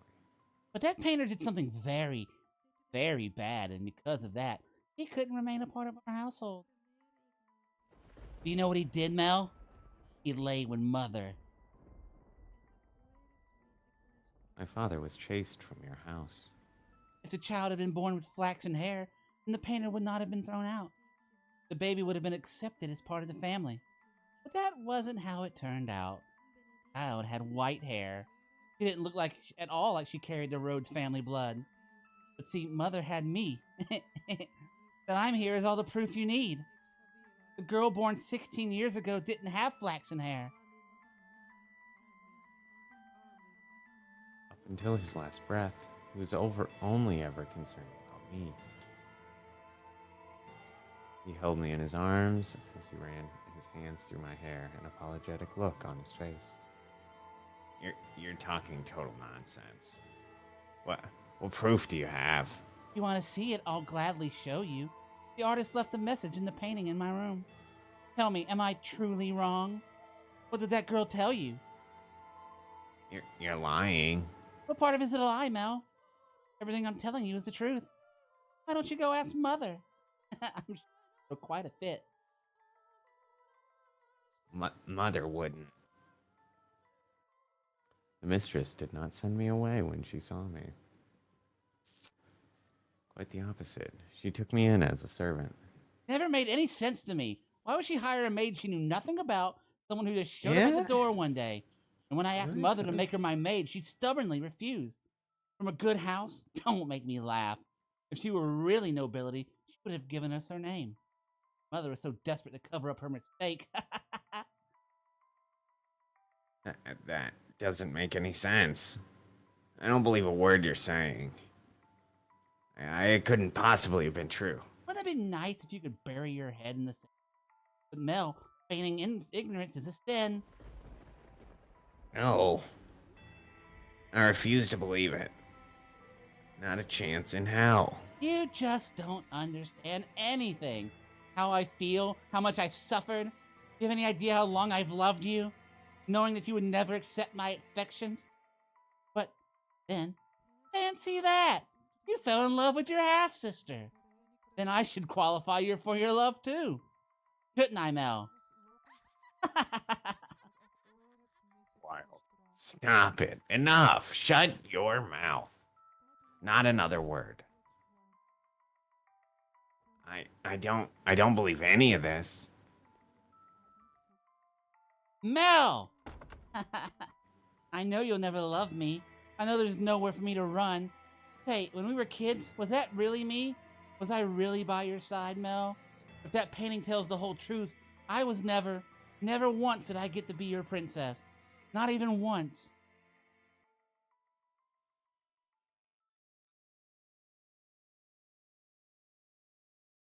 Chris, Mel. Dearest. Oh, go ahead. Everyone just loves to dote on me. They're always telling me how pretty I am. Mother does, father does, and all the maids do too. I can do anything I want. So for me, like a spoiled child is the form of rebellion I have. I don't have the kind of freedom. Well, I'm just a doll for the family to play with. When I have visitors, it's only ever for. So it's not my fault that I don't have friends. Chris, Mel, the only one who's ever cared about me more than anything in the world. Dearest Mel, I always knew how I would react if you fell in love. I would cry my eyes out. I would envy her to death. I would get angry as a bull. But eventually I would have given up. I knew I could never have it my way. My feelings would never bear fruit. So why have to be your sister? Tell me why.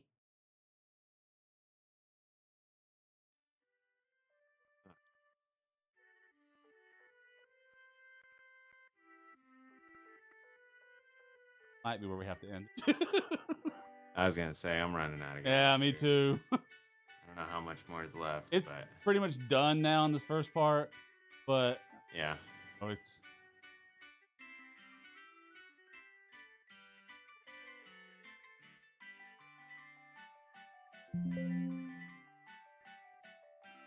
oh yeah. I mean, the big revelation just happened, so Yeah. Yeah, that's big time. yeah, I didn't think the Kind of first. an old boy adjacent vibe. Yeah, sorry for holding you over for so much. No, you're good. Um, Entertaining. but yeah, I mean, the first story is almost done. We'll see how this Gotcha. concludes, and then yeah. So thoughts on the picking? Yeah, it reminds me of anything Old together? Boy, kind of. Yeah, a little I bit. think. It is kind of a fun, like, Shakespearean romance thing happening here. Like, ironic failure of, like, Comedy of Errors isn't the right tone, but it's Right. like a dark version of that. So it's interesting that they were talking about Romeo and Juliet because, I mean, yeah, that's like some teenagers who, don't make it. Right. It's not a happy ending, I guess. And like very ironically so. So there's like something there with the like mistaken identity, the like all of this stuff feels like the kind of thing that could happen in like one of his comedies. Yeah. Or tragedies. I don't know, whichever one that would technically qualify as, but well, I will tell you. it's entertaining. It's interesting. Yeah. It's weird. I'm not sure I've figured it out entirely yet. Oh, there's no way you have. No. Yeah. Like, it doesn't feel like it totally makes a ton of sense yet, but, Yeah. I am interested. That's good. Obviously, we don't spend the whole game with Nellie and Mel. Their story will be coming to a close here shortly. I wasn't sure. Yeah. I wasn't sure if this was like the whole game or if No. it was just like, This is interludes. just or door what. one. Oh. We got a whole history of this mansion to go through. Well, and I probably would have said, hey, screw it. We can get back at it next time. I figured it was just this bit that was about to, or like, we were coming up on the end, but that's all right. No, yeah. No great loss. I believe there are 7 doors. Oh, okay. Cool. But anyway, yeah, we gotta call it here. I know door one. We were on the cusp of the end of door one, but we've already gone over by an hour and 15 minutes. So we'll just have to finish it up when we come back. Thank you, Eric, obviously, for coming on this. Thank you, anyone else who tuned in for this to see us play the House in Fata Morgana. If you have played this game and you know the story, you know just how fucking crazy the shit gets. So we're in for a ride, and we'll see. Stoked. Yeah. But for now, we got to go. So if you want to get notified when we go live again, it's every Monday, Tuesday, and Thursday. So we'll be back here on Thursday.